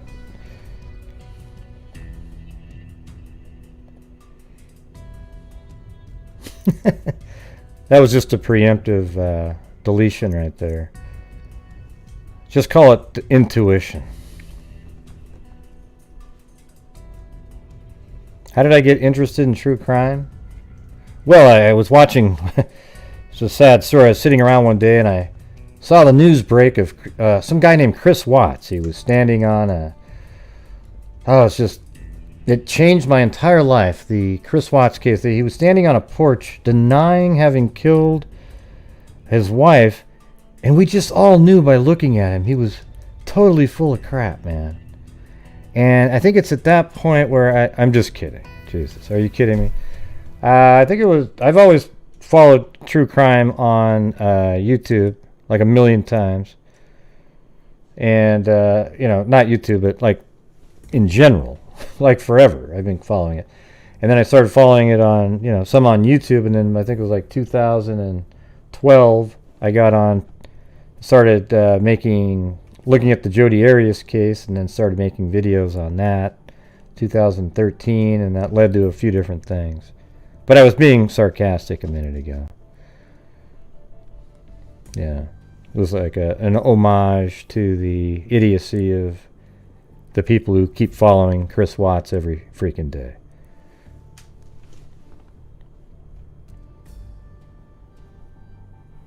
Oh, yeah? Yeah.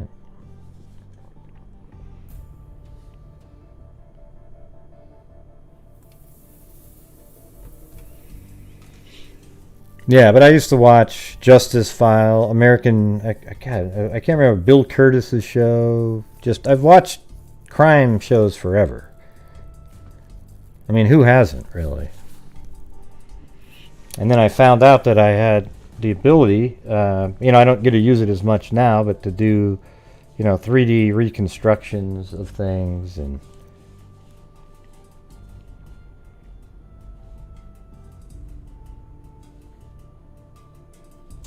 Yeah, cold case files on HLN. Where did Juju Positive go? She was so positive.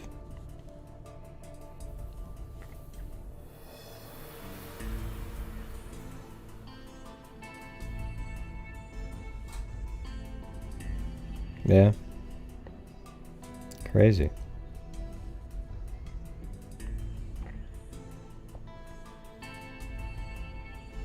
Yeah, the original Unsolved Mysteries. Yeah, it's pretty good.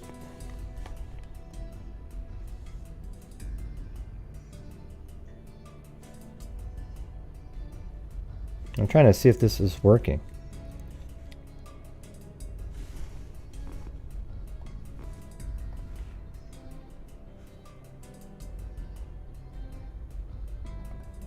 Oh, and thank you to Maureen on PayPal. Thank you.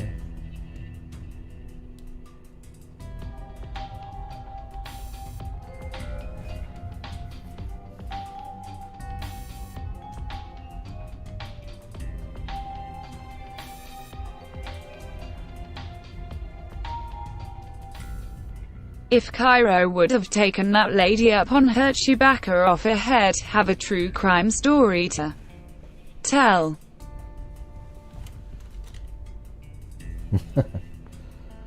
Yeah.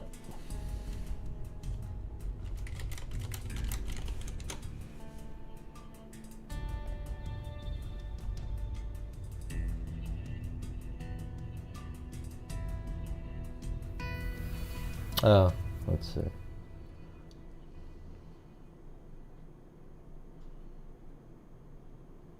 I'm just reading a comment somebody messaged me. This is the person, I think, from the other night that called in and said, hey, can we talk about Delphi? Can I call in about Delphi? And we're covering 3 other cases, right? But they're just apologizing. So maybe I'll unblock them at some point. Because, I mean, they were calling me rude at that time. You remember that?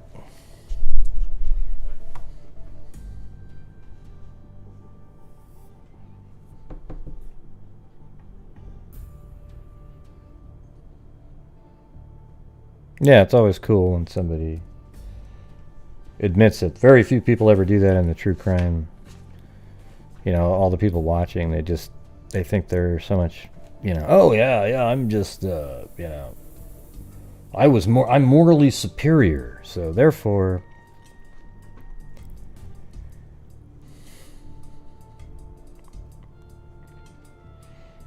Yeah.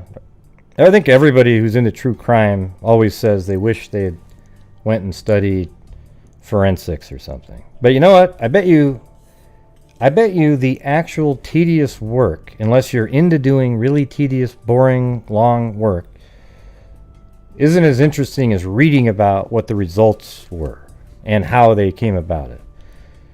So you have to be somebody that really is a scientist type brain.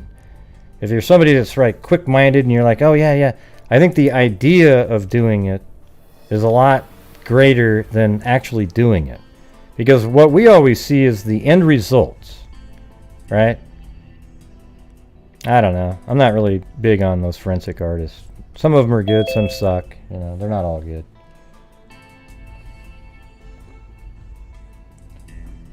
Let's see.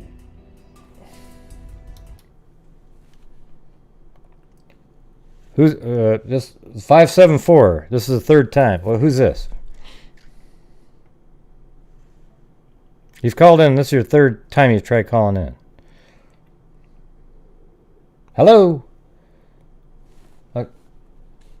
Oh, really? Cool. You know it's Jesus. Yeah, that's why none of you got to hear it. It was a troll.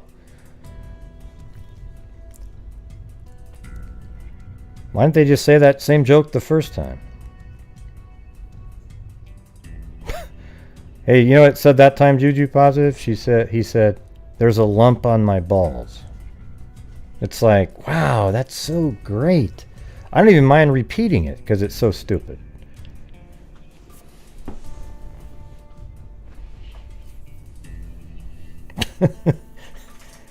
Yeah, it's unreal.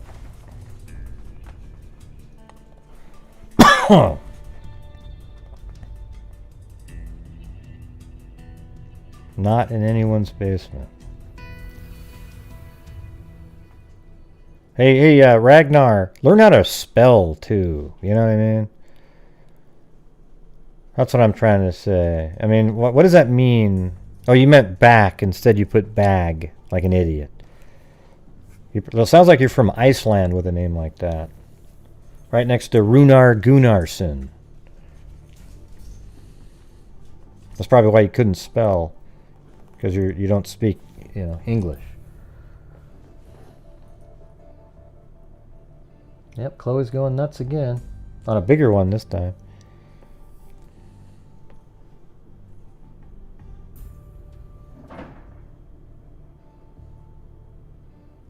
Hey, thanks, Rebecca, for letting us all know that.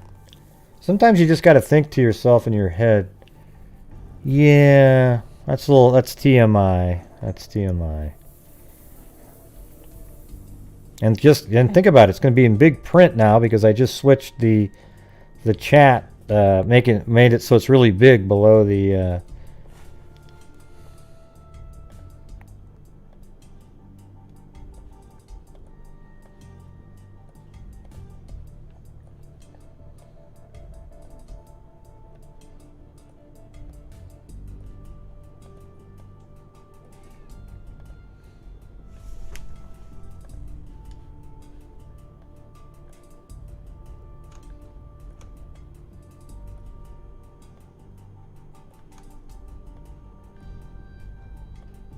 I'm just trying to make this a little bit more stuff.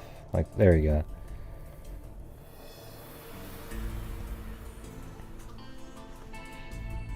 And then the other one is right here.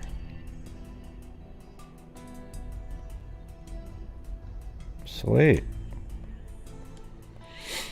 All right.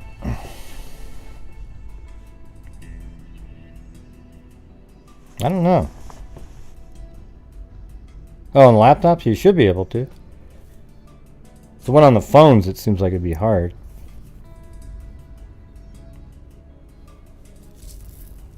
You can actually pop out your... if you're on a laptop, you can pop it out. Oh, look at that. Rebecca sent me to jail. Gray, you're so mean.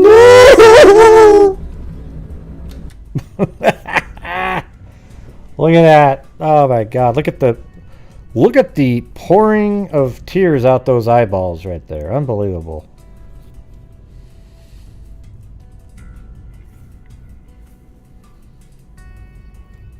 Oh god. Hey, you know that was a little, like, you didn't need to be saying that, right?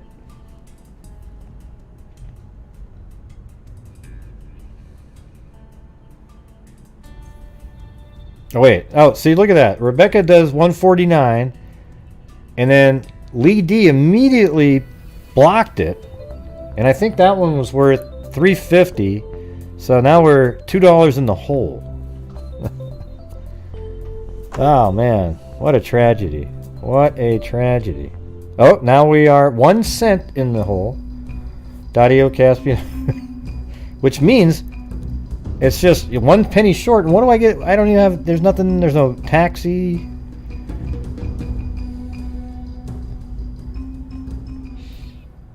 Denied Purple Heart. I'm sort of having a hard time believing that there was a witness that saw him sitting there. I guess it's possible. I mean, people would drive by. But how did he get way up there? You know, they might want to look more into that Christian character who said that there was a hit and run with a person on a bike. You know, doesn't that seem... If that's a true story, there's something maybe to that one.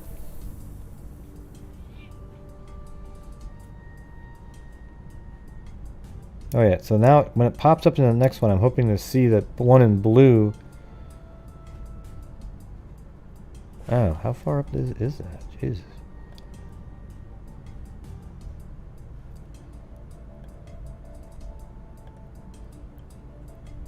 Oh, it looks like I got rid of it. Oops. Oh wait, that's right, because I'm in jail. It's not on the screen.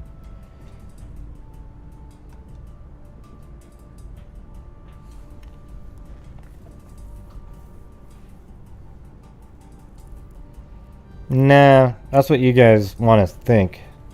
Because Dee, her story doesn't... But it made sense when they explained that she was stuck, right? Does anybody not believe... Let me just say this. How many of you don't believe the story that her car got stuck in the way that Tank explained it? Because if you believe that, then you sort of go, oh, well, maybe some of this other stuff made sense. Because I think it made total sense.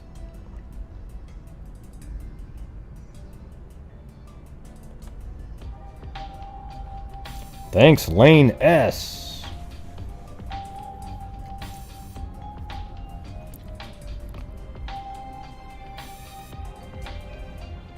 Right, so maybe there's something happened before that. Not me, no nonsense. Here's something towards your bail. But how do you know a man wouldn't do it if he didn't have any way else to get there and he just wanted to go help? And he's from the area, they had a bike. I don't know, that doesn't seem that strange to me. But here's the thing is, how would he be able to help? I guess he didn't really know the situation. Like it needs to be towed out of the hole, right? I guess that's the problem. Would he dinker? I don't know what that means. But yeah, he got some... he brought water with him, apparently. Yeah, that part doesn't make any sense. The 4-hour bike ride. Okay, that part doesn't make any sense. Okay, and I've said that before. While these other parts of the story make sense, here's what I think. I think that part's wrong. I think it's possible, since they were all doing meth that day, that it was a different time frame. I think it's more likely that James made it to this intersection it's possible he was there at 1, but he might not have left the house until much later than they're saying. Yeah, I don't know. Did you hear the whole call and everything, Miscus?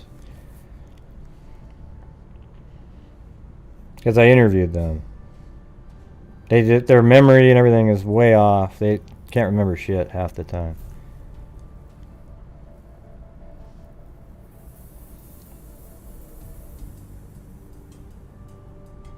Well, yeah, but it doesn't make your memory any better. Okay. Well, you'd have to hear the call to know if it sounded suspect or not. Because I actually have an interview with Sherry and Tank. They were on, and they went through the whole thing, and you could tell that they were actually looking at the map, going, yeah, no, it's right there. It was a really spontaneous interaction. I would be shocked if that story wasn't true. Literally. You guys remember, right? The way they explained it, it was spontaneous, and literally as if they were talking about it right at that second and looking at a map, and then him going, no, it was more like there. Yeah, right over here. See? And that, to me, makes a big difference. If it was this really well choreographed, memorized story, then it would probably, I'd think differently about it. But we still haven't figured out what dinked means. Oh, put somebody on your handles? What?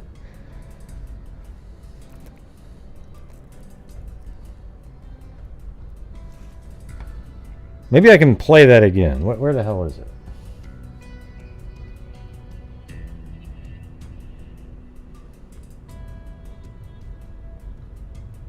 I don't even know how far down this is. Well, actually, I don't want to do it. It was really long. It's like 50 minutes. And I don't have that much time left on here.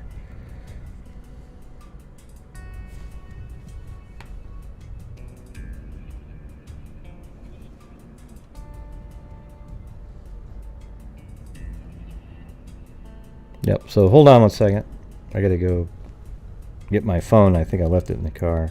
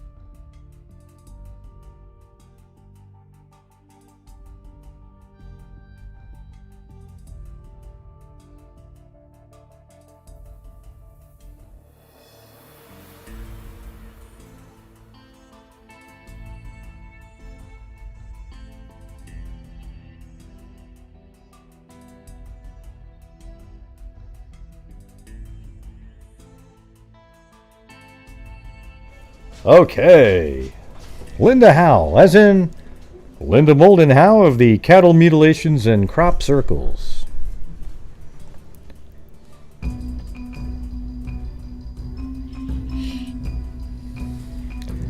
So no more, no callers, huh? The lines are open.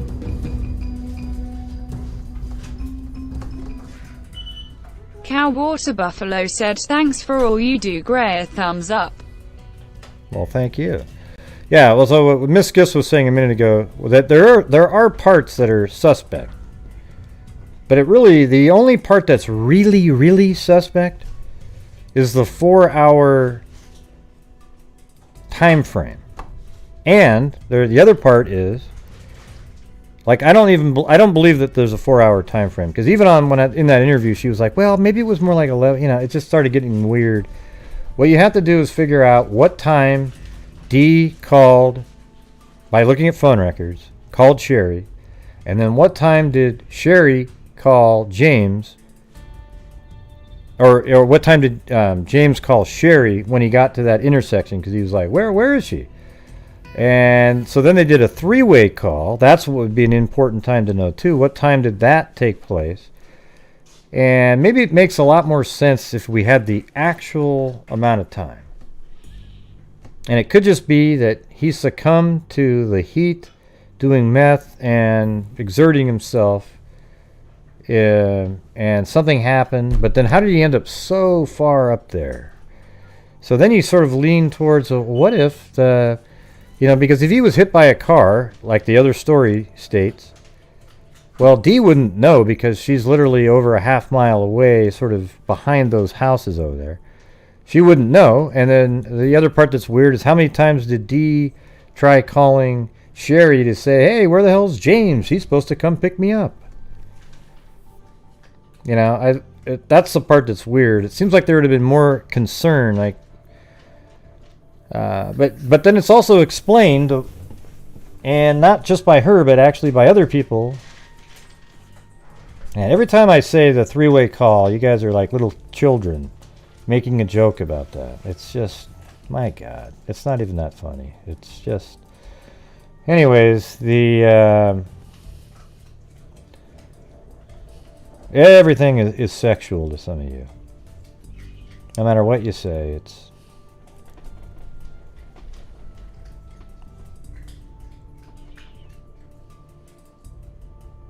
Yeah. So let me just explain it to people who don't... God, what in the hell happened right there?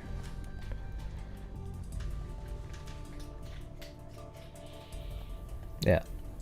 So apparently Dee was driving around here looking for rocks. Her car got stuck. Then James, who lives with Sherry right here in their trailers, not in this house. Sherry was there taking care of an ill person who has since died. But they were taking care of an ill person there. And James and Sherry lived in their trailers there. And apparently Dee got stuck, called up Sherry, said, hey, can you help? And James said, I'll do it, I'll go. Took a bike. And apparently that was at like 9:30 in the morning or something like that. Some crazy time. And then at 1:30, there was a phone call made at this intersection here by James back to Sherry saying, hey, I can't find Dee. So then Sherry then calls Dee, and at that point there was 3 people on the call. I don't want to say what it's actually referred to as because I don't want to bring back in the jokes again. All right, so at that point they were all 3 on the phone at the same time. Oh, get it, phone? I mean, that could be... Okay. But, so Dee honked her phone, her car, I mean, and James said he heard it and goes, okay, I got it. But he didn't know exactly where she was. This was the original place over here. That's not correct. So, let me save this. So, apparently, he looks like he may have gone this way to try to find her. But other than that, he actually just disappeared right after that phone call. Nobody has a clue where he was, okay? So then Dee sat here for a while and eventually got a hold of a guy named Gary. Then Gary came out, got her, drove her back up to where Sherry lives, dropped Dee off. Tank lives there. He got in the car with Gary. They both drove all the way back down here. And then drove onto this road. So it's actually this road right here. Drove onto this road. And her car was in this exact turnaround here. And she drove a little too far off the edge of it and got her car stuck. And the wheels just kept spinning and spinning and spinning. So, Tank and Gary helped get the car out. And they were able to, get the car over to this area. But the tires were so low because Dee had left the air out. See, this is what I mean. This kind of detail in the story, nobody would just sort of put this in there. And it was driven to here, and then they had to go to Gary's house to get a compressor to come back, fill up the tires. Then they both together drove the car over to the home right here, and then at that point, Dee was able to get her car back. Okay? And not too long after that, they found a body in the desert right here. They found a body there. But crazily, back in June, this is where Erica Lloyd's car was found, and she's still missing. Now, I don't know if they ever checked to see if this body here happens to be hers, because this body here was found in July, a month after this. And then James, who went missing from here and hadn't been heard from again, his body was just recently found right here in this wash right here. And it's really hilly. You can't see the highway from where he was found. All right. Did that explain it?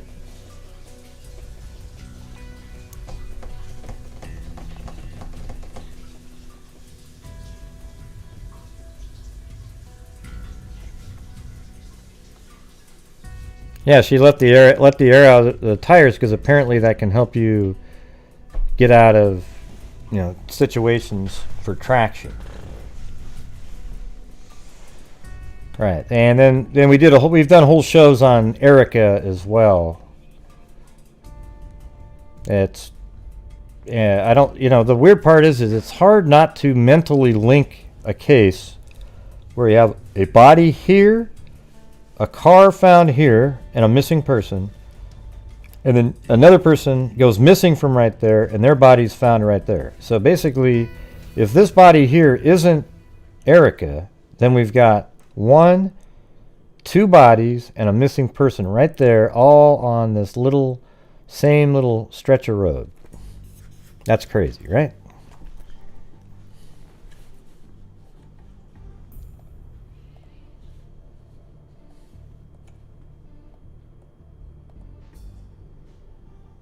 Oh, down the hill. Yeah, it was in there.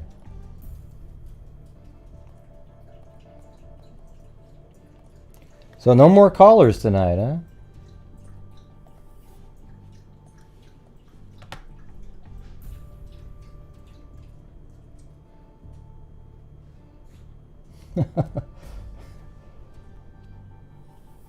Yeah.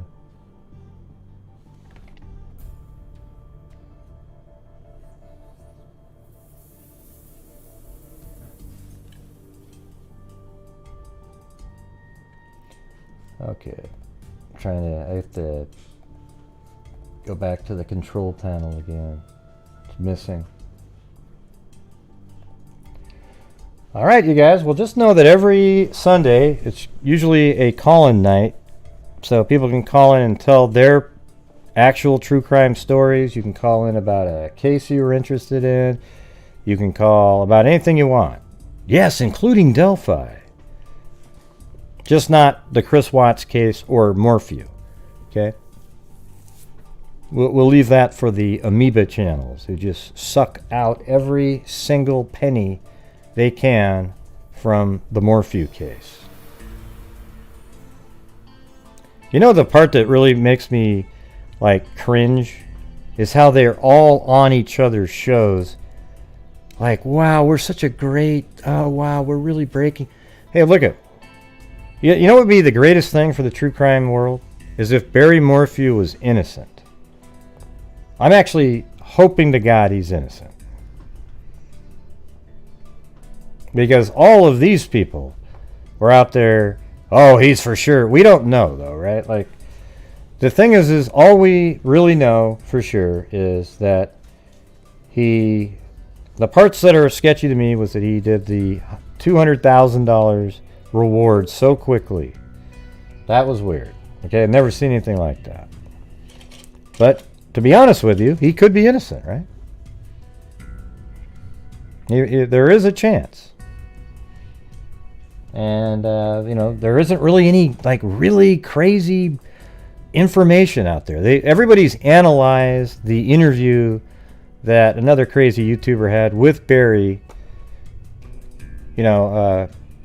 basically surreptitiously recorded. as if there's some kind of, you know, over and over, oh yeah, look at what he says here, this means this and this. How do you know what it means? You know, I mean, there's parts of it, you know, like when he said, they really messed up the crime scene. Almost like something you would say if you had set it up in a way where you would hope they'd noticed a few things, but they didn't because of the way it was taken apart. You know, something like that. Yeah, and the thing is would you offer a $200,000 reward 2 or 3 days into a missing persons case? Ever? Because that's when people are found, and then you'd be out $200,000. Yeah, so we all know, and you're so accurate all the time. It's amazing. Yes, he very well could be guilty. Yeah, he could be, but you have no information that indicates he's guilty. Just like everybody else.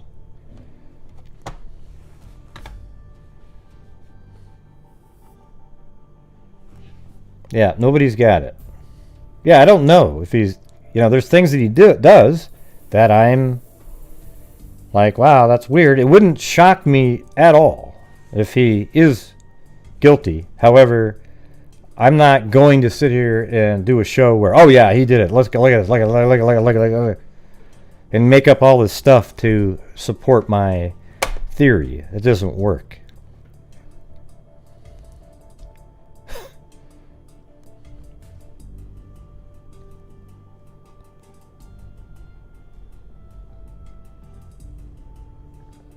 Yeah, who knows? You know, there is stuff out there. You know, like I'm saying, I'm sort of like 50-50, you know, but to sit there and go, oh yeah, he did it. You know, it's like, how come? You know, use some rational thought, not just how you feel. You know? It'd be kind of cool. What is that phone number right there?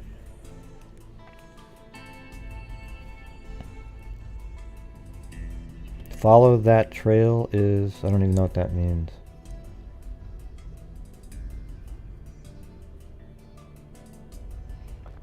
Oh, is that all it was for the safe return? I see.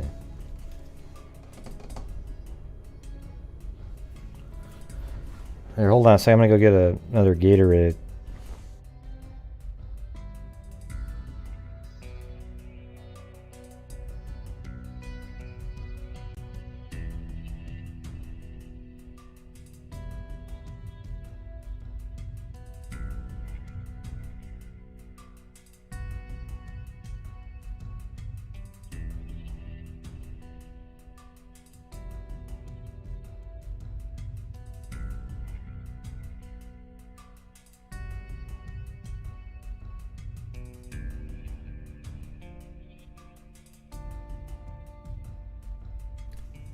No, I'm still here. Yeah, you don't know if he did or not, Zozo. So you got to write it differently, because those are the kind of comments that get, you know, you got to say, I think maybe he did it, or because you have no information any more than anybody else.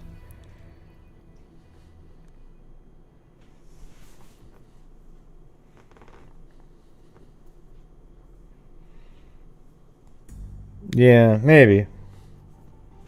Jay, maybe. I don't know. It's just people, that's so rare. I've never seen anything close to that.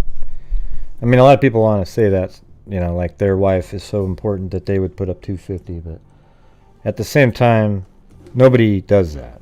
Like, this is the first case. Usually it starts off with 10 or 20, maybe 50, not 200 though. You know.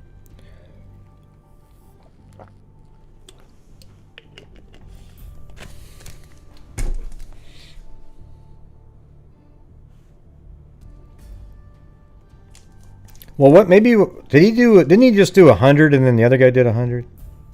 Yeah, oh yeah, that's what Dana just said. 100's pretty big. I mean, if I was rich, maybe. You know, if I had like, yeah, I just said that, yeah.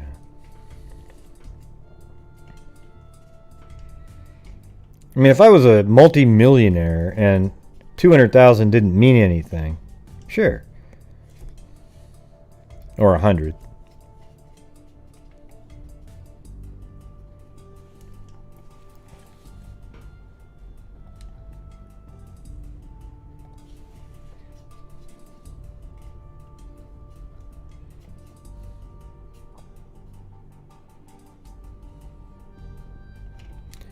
Yeah, I mean, he hasn't talked that much in the news. That's for sure.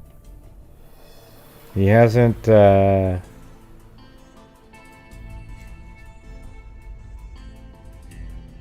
Now, there's a couple things that aren't accurate that he said. Oh, man. How come you can't see the call-in numbers? They're fine. They're fine. There you go. How about that one? Is that good enough?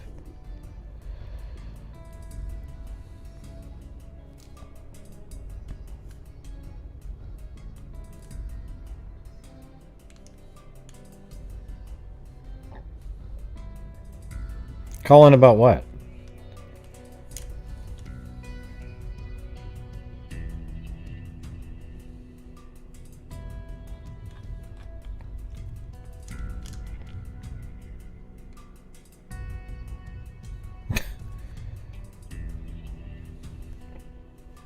Well, how do you get the number then? Do you have something that reads the chat back to you?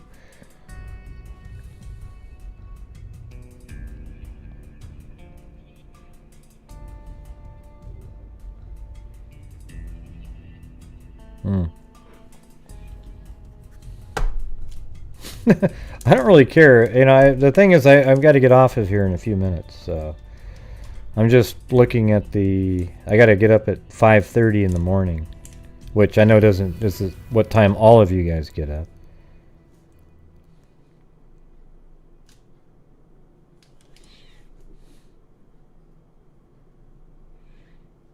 Yeah, I mean, I think most people would give as much as they owned to help find their wife. Right. But it's not like you're gonna... I don't know. It just seemed unusual to me. Almost like you knew that you wouldn't lose it.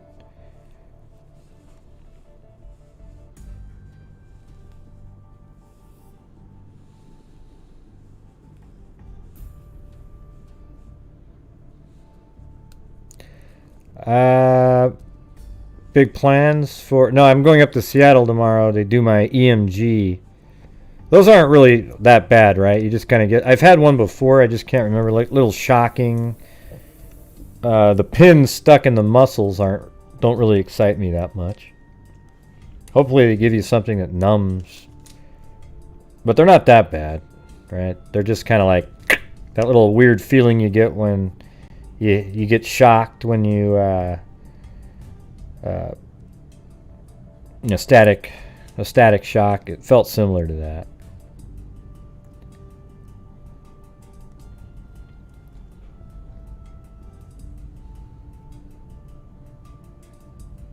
Yeah, it's not really comfortable.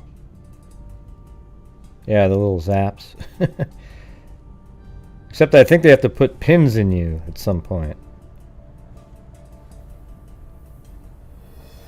Yeah, I had it once about 13 years ago. I just don't remember it very well. I don't think it's that bad, though.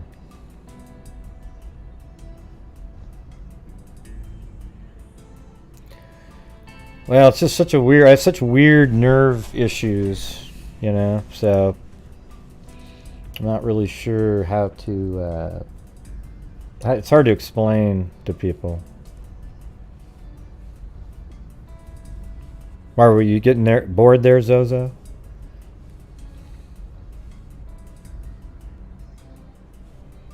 Nah, I don't have any Ativan. I have, I don't even know what that is. Is that something that relaxes you? Yeah, I wouldn't mind something like that. Like a... Thanks. Yeah, I think it's at 10 in the morning, but I gotta drive. I'm gonna leave it like pretty early.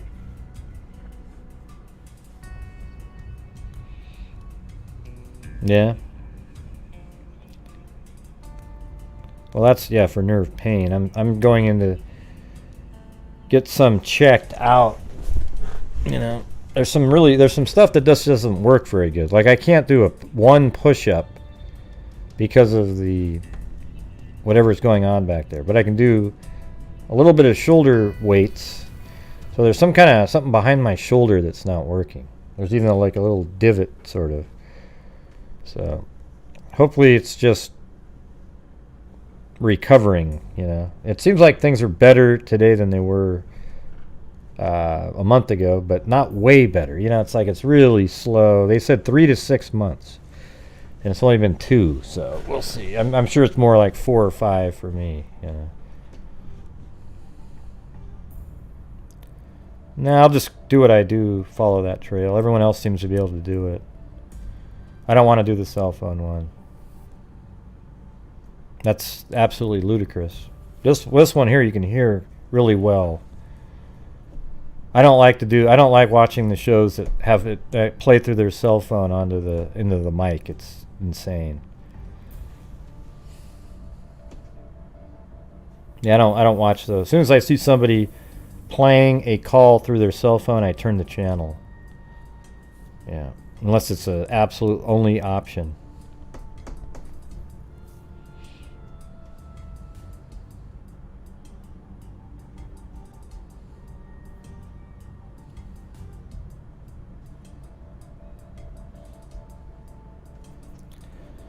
Yeah, well, the tip of my left index finger is sort of that weird numb feeling after you get your hands are really cold. That's what it feels like. Sometimes it feels like there's a piece of tape on there.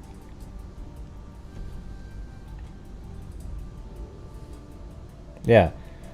Mine, if somebody calls in, the audio's piped right through to the stream. I do have a Skype number, but I don't like to give that one out. I used to just use it, but you can't control anybody with that. Although maybe I could. I don't know. I just don't want to have it ringing all day. I might be able to try to go back to it at some point, but.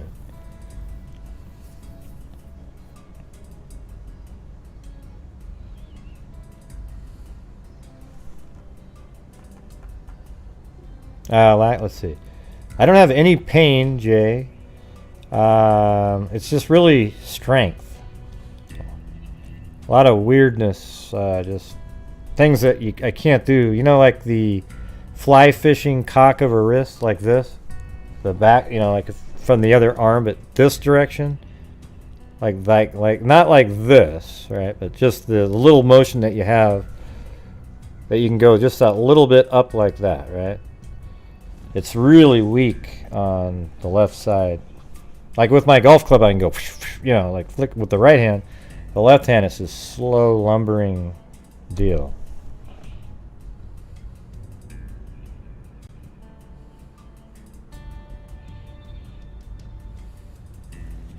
Man, you guys are... Okay. Alright, 706, you're on. You gotta hit the unmute yourself.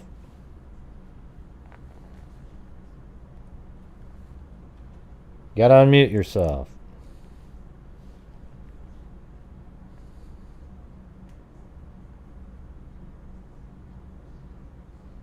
Oh, the push-up just doesn't work, Jay. It does. Yeah, hold on a second.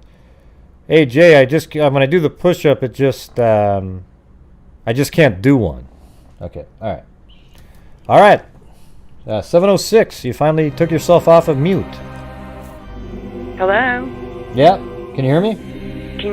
Yes. Yeah, you gotta turn down my audio, though. Hope you feel better, my friend. Yes, I go, Right. Yeah, hello? Okay, can you hear me? Yeah, we've heard you the whole Okay. time. I just need you to start telling you what were we going to talk about? Okay, I found a video on the Delphi Oh boy. thing on. I know. I don't know if it's valid It's or not. That's not. why I've been. It's not. Are you talking about? Because I already know Wow. what you're talking about, right? The helicopter footage, and the guy zoomed in and said he No. saw some bodies on the ground, right? No. Oh, not that one. Okay. No, it's an audio specialist who... Oh, he's not a that's total unscrambled? bullshit. Yeah, that's complete crap okay. too. That guy's not an audio specialist. He's a trickster. Okay, well, he says that he is, so that's all fake. Oh yeah, yeah. Because Wow. what he did was he took the clips that we all have heard, and then he did this EVP reading bull crap. Hey, thanks, Jay. Oh. Appreciate it. Yeah, he did. I'll let you know how it went, by the way, when I come back. Yeah. So what he did was he just put all this EVP reading sound in it, like, and then everybody believes it. So here's the thing: is don't allow yourself to ever believe anything that looks or sounds anything like that ever again. Okay. You know, like when there's a cloud and somebody looks up and says, "Oh, look, it's a rabbit sitting there," and then you look and you go, "Oh yeah, wow, that's a rabbit." That's the same technique they're doing on everybody. And the EVP readers, they'll just do like this. It'll sound like this. Watch. And then you'll say, "Oh wow, it said I want a jelly donut." And then you go, "I do hear it now. I hear jelly donut." And then everybody starts hearing the jelly donut, and then it becomes a reality and truth. But they're not even playing anything that you can hear, right? Like when you listen to that, what they play, do you hear any words at all, really? Other than they're telling you what they hear, right? Yeah. I can hear a few of the words. No, but I know, but email. But here's the thing: they're telling you what the word is, then you can hear it, right? Right. It wasn't like you just heard it. Yeah. So that's the trick. But I purposefully listened to it without the transcript. No, but you didn't do that. No, you did. No, but nobody does that. You're watching the video, and you're reading what's going on, and then you probably listened to it later and thought you heard something. But here the reality is they didn't release anything like that. They just took the clips out of the 2 comments made, "Hey guys," and then down the hill, and that's it. Why would they release this longer thing and just kind of try to alter the rest of it? They would just give you the little tiny clip. So this person's just... Well, I will... Yeah. I did listen to it without the transcript first because I had my YouTube on loop, and it was just going through different videos. But there was only like 2 words that I could pick out. But anyway, if it's not real, then I sent you the link, and it's... Yeah, no, I've seen it. What were the words that you picked out? Sheriff. Okay, come on. Now, hey, Sheriff. Hey, let me ask you this. And a few others, but I can't remember. Okay, but let's just say... Okay, but listen for a second. Let's say it really did say that. You don't think that they would have arrested a sheriff, whoever that was, in like 5 seconds? Like they would have heard it. I would think that it would mean that someone was pretending to be a sheriff to try to get some girls, pretending to be an officer, is what I would think. So it could be anybody. Yeah, no. Here's the thing is, I just want to let you know that you can feel good to know that that person that made that video is completely full of crap. And it's not an opinion, it's just reality. All right. Well, I commented to him that the police were obscuring it for a reason because of false confessors. So. Well, they're not even obscuring it. They didn't even provide it. What they did was they just let us hear the portion where he's talking. That other stuff that's like, that's just them. See, here's the thing. Every time that I've tried to, when I have audio that's like really low, let's say it's like, and there's some background sound, you have to do is you put these enhancement filters, various different things, and it ends up having this sort of metallic sound that happens to the rest of the audio, because you have to isolate the noise, like the sound, and then you subtract that sound from the whole clip, and then it ends up having this metallic sound to it. Okay? But there's nothing there, too.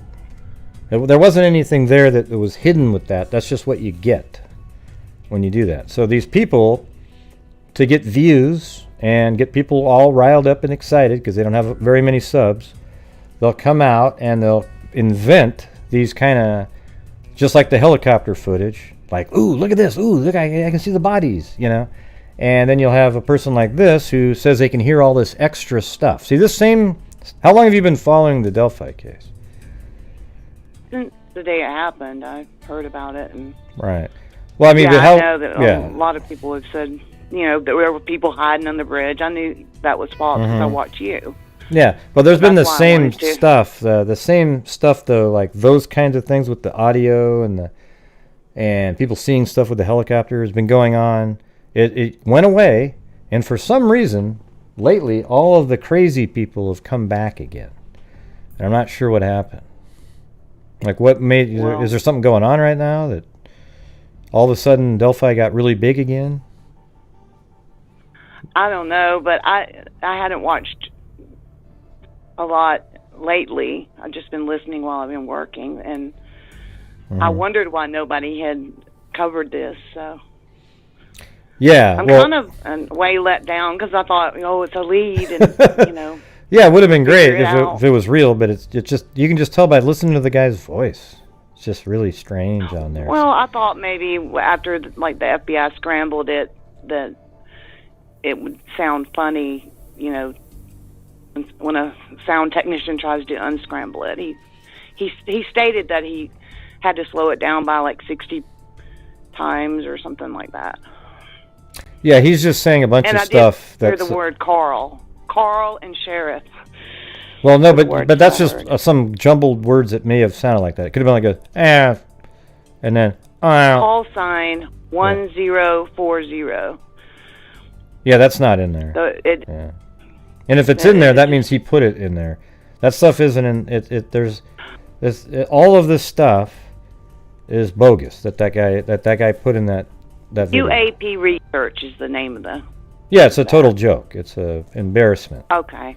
Okay, and here's the thing. I'll be glad if he came forward and said, "Oh, you're in trouble. You said my..." Okay, let's prove it. Go show me all the stuff you did. It's complete crap. I mean, and there's a part on there he's like, "Oh, I'm gonna go speak to my people. We weren't sure if we were gonna... I had to talk to my people to see if we could release this. It was just... Oh, give me a break."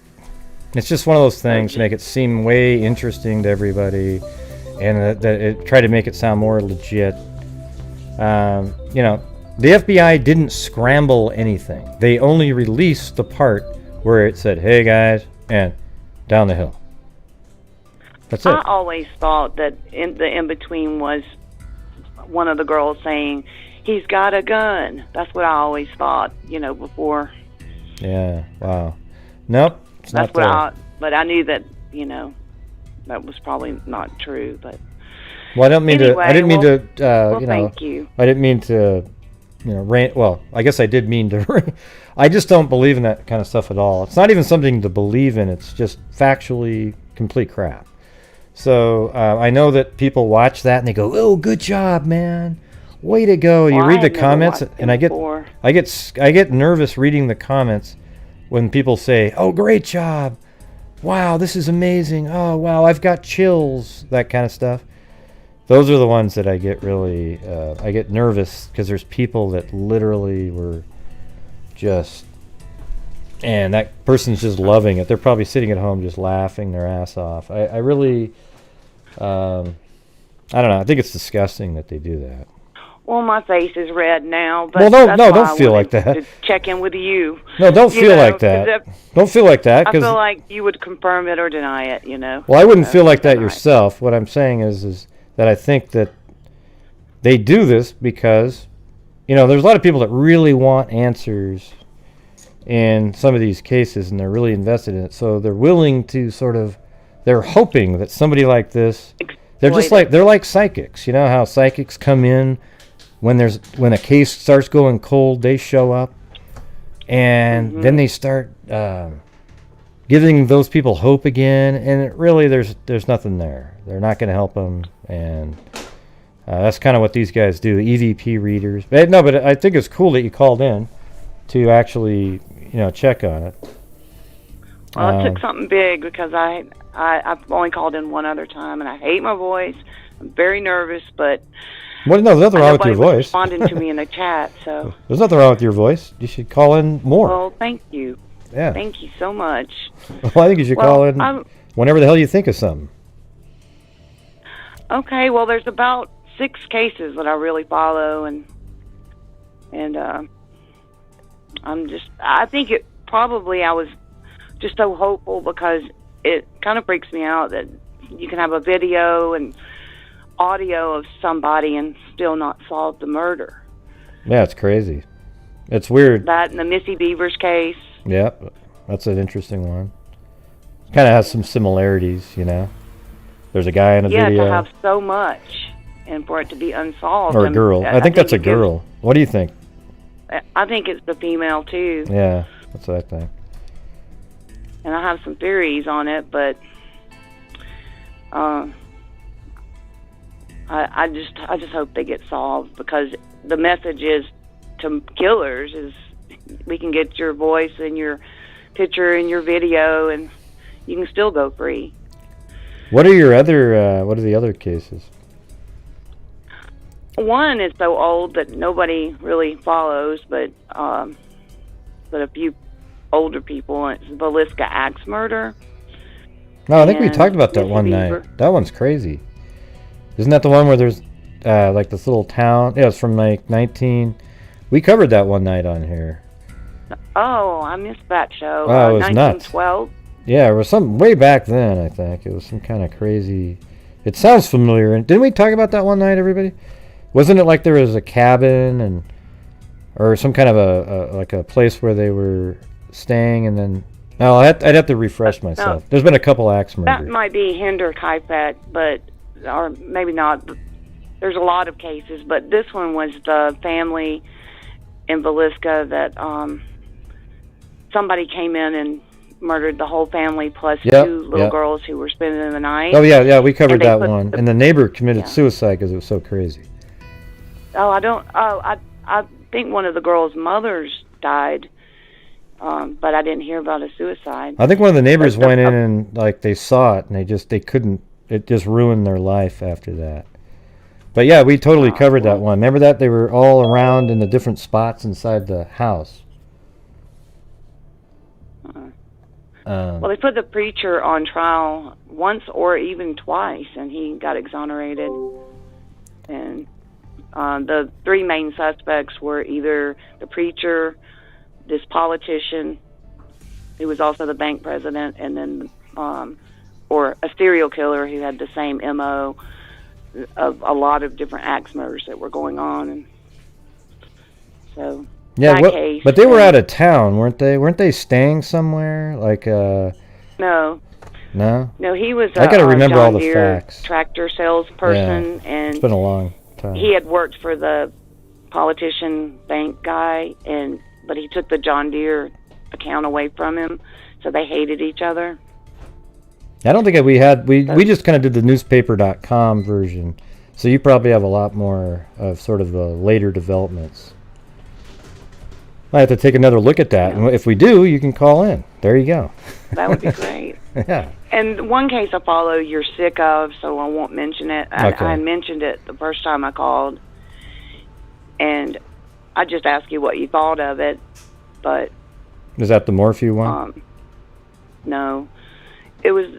Not I don't even want to say it because you'll be like, oh, God. Not Chris Watts, it's right? It's the John Bonet case. Oh, yeah, that one. And you said, oh, that's already pretty much solved. And I was just curious of... I never did even ask you. I was too shy to ask you what you thought. I wanted to know what you thought actually happened. Yeah, I don't really have anything... I don't have it formed like, here's my theory. There's just too much stuff going around. Too much stuff. Yeah. Nothing, it sounded, the 911 calls sound weird. The notes seem, could be related to the family. Could have been somebody else that went in there. A lot of craziness going on the whole time. Well, I'll just say, I mean, you have to be careful what you say, you'll get sued or whatever, but I don't think that was a strangling device. I think it was a Boy Scout toggle rope. And that's yeah. I think somebody was trying to drag her to hide her or, get her out of the way. But anyway, I'm Missy Beaver's case, Velisca, John Benet, and Delphi, and probably a few others. But Yeah. of course, Jack the Ripper and Golden State Killer. I couldn't believe that one was solved. That's great. You know what's crazy about that one is me and Ada were just starting to. We were putting all the cases together. We were going to go through each one in a row because it was becoming sort of a bigger case again. And then all of a sudden, boom, it got solved. And then we were like, probably don't want to go through all of them again at that point. The night before that was solved, one of the YouTubers posted a video with a headline that he thought his brother was the Golden State Killer. So I guess he was glad it got solved. Yeah. But yeah, I mean, what? That was a psycho. What cases are you? I'm sorry. Oh, go ahead. What cases do you think you're going to be covering in the near future? Oh, I don't know. I just kind of keep on moving forward. I go back to ones if there's updates. But I just cover tons and tons of different cold cases and missing persons, and there's so many of them. I mean, the last few nights I've been covering Florida cold cases, and there's tons of them. And then we were covering these elderly people that were all killed, and I think 3 of them had their wedding rings taken. They were killed. Nothing was stolen other than the wedding rings. So it seemed like a serial killer there. And then they've never made an arrest in that one. So that was kind of interesting. So, anyways, there's just tons. The Delphi one's the one I want solved the most at this point. But I don't have ones that I just keep covering over and over and over. Do you think that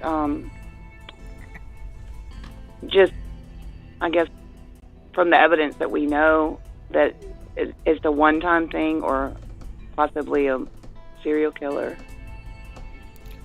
Yeah, which one? The Delphi one? The Delphi. Well, I think he's a serial killer type person. And people go, oh, that's a cop-out. No, it's not. What it is there's people, just like, for example, the killer of, I think John Miller, the killer of April Tinsley. He's a serial killer type. I mean, literally, that's exactly, putting notes and taunting the police. But he only killed her that one time.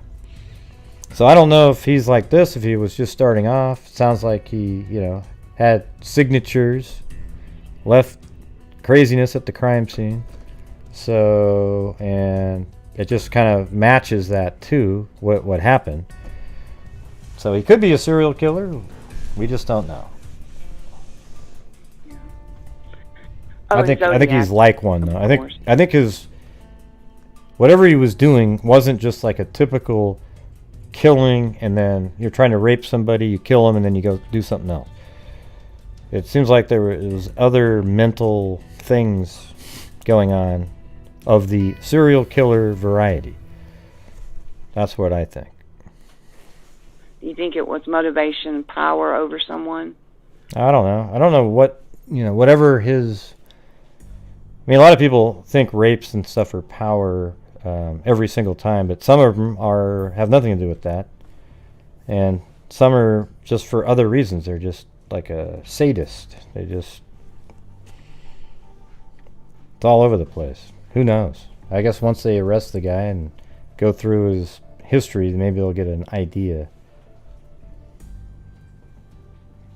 But well, anyways, listen, I appreciate... Well, go ahead.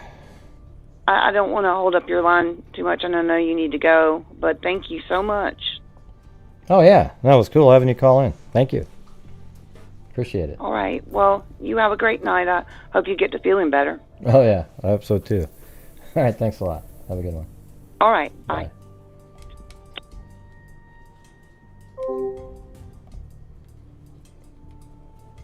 All right. Anyways, you guys, that's it. I gotta go get off of here now. I'm gonna go get ready for bed and get up in the morning and head off to Seattle. All right, and thanks for everybody who called in tonight, and thank you everybody for being here and chatting. And Zozo, you're wrong. You can't say it's absolutely 100%, but maybe you're right. Who knows?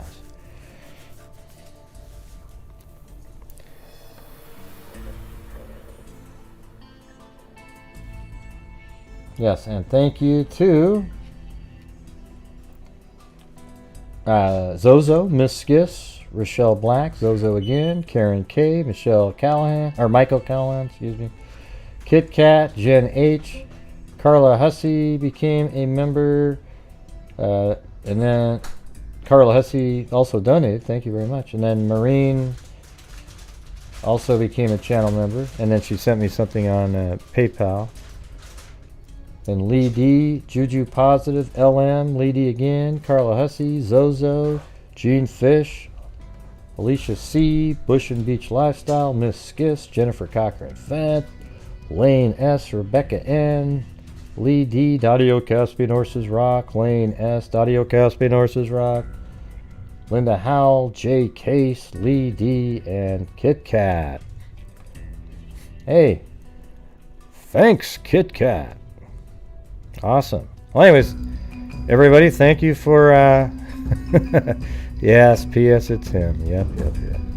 All right, everybody. Thank you guys very much. I'll leave the chat on for a little bit so you guys can hang out. But safe travels, hugging face. Oops. Oh, good. That didn't work for some reason. So, anyways, thank you guys. Oh, jeez. That was weird what happened there. But anyways, make sure you guys wash your hands, maintain social distancing, and wear your mask. All right? So thank you guys very much. And as I always say, until next time, be safe out there. And we'll see you guys tomorrow night. Yeah, I've been doing this true crime thing for quite a while now. And during this whole time, I have not seen one person that is a crime dissector, like rejector. I'm a certified human lie detector. Gonna get ya, wanna stretch ya if you try and play me like an old projector.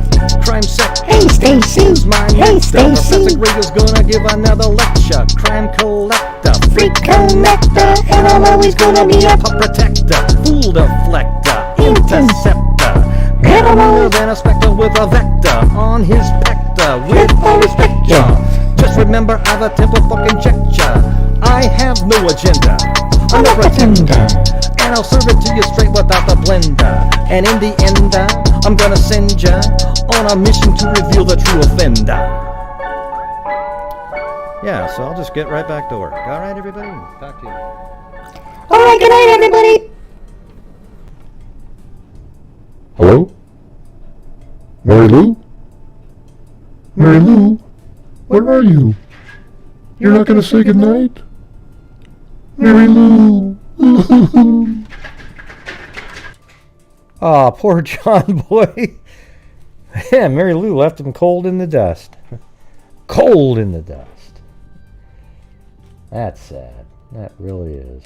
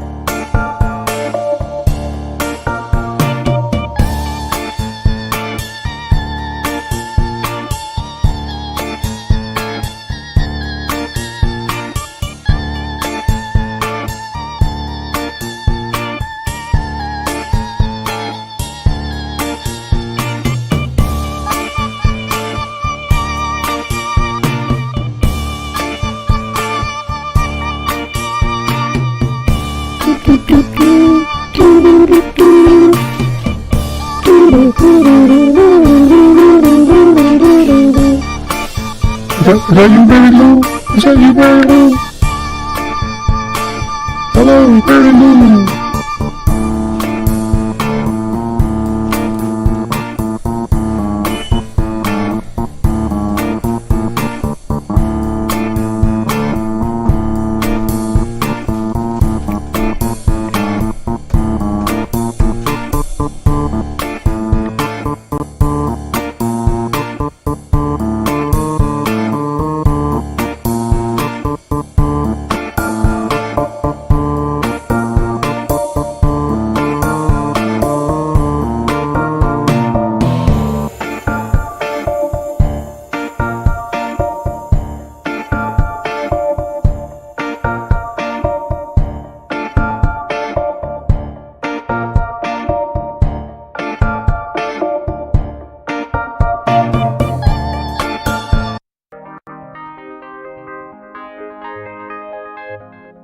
There you go.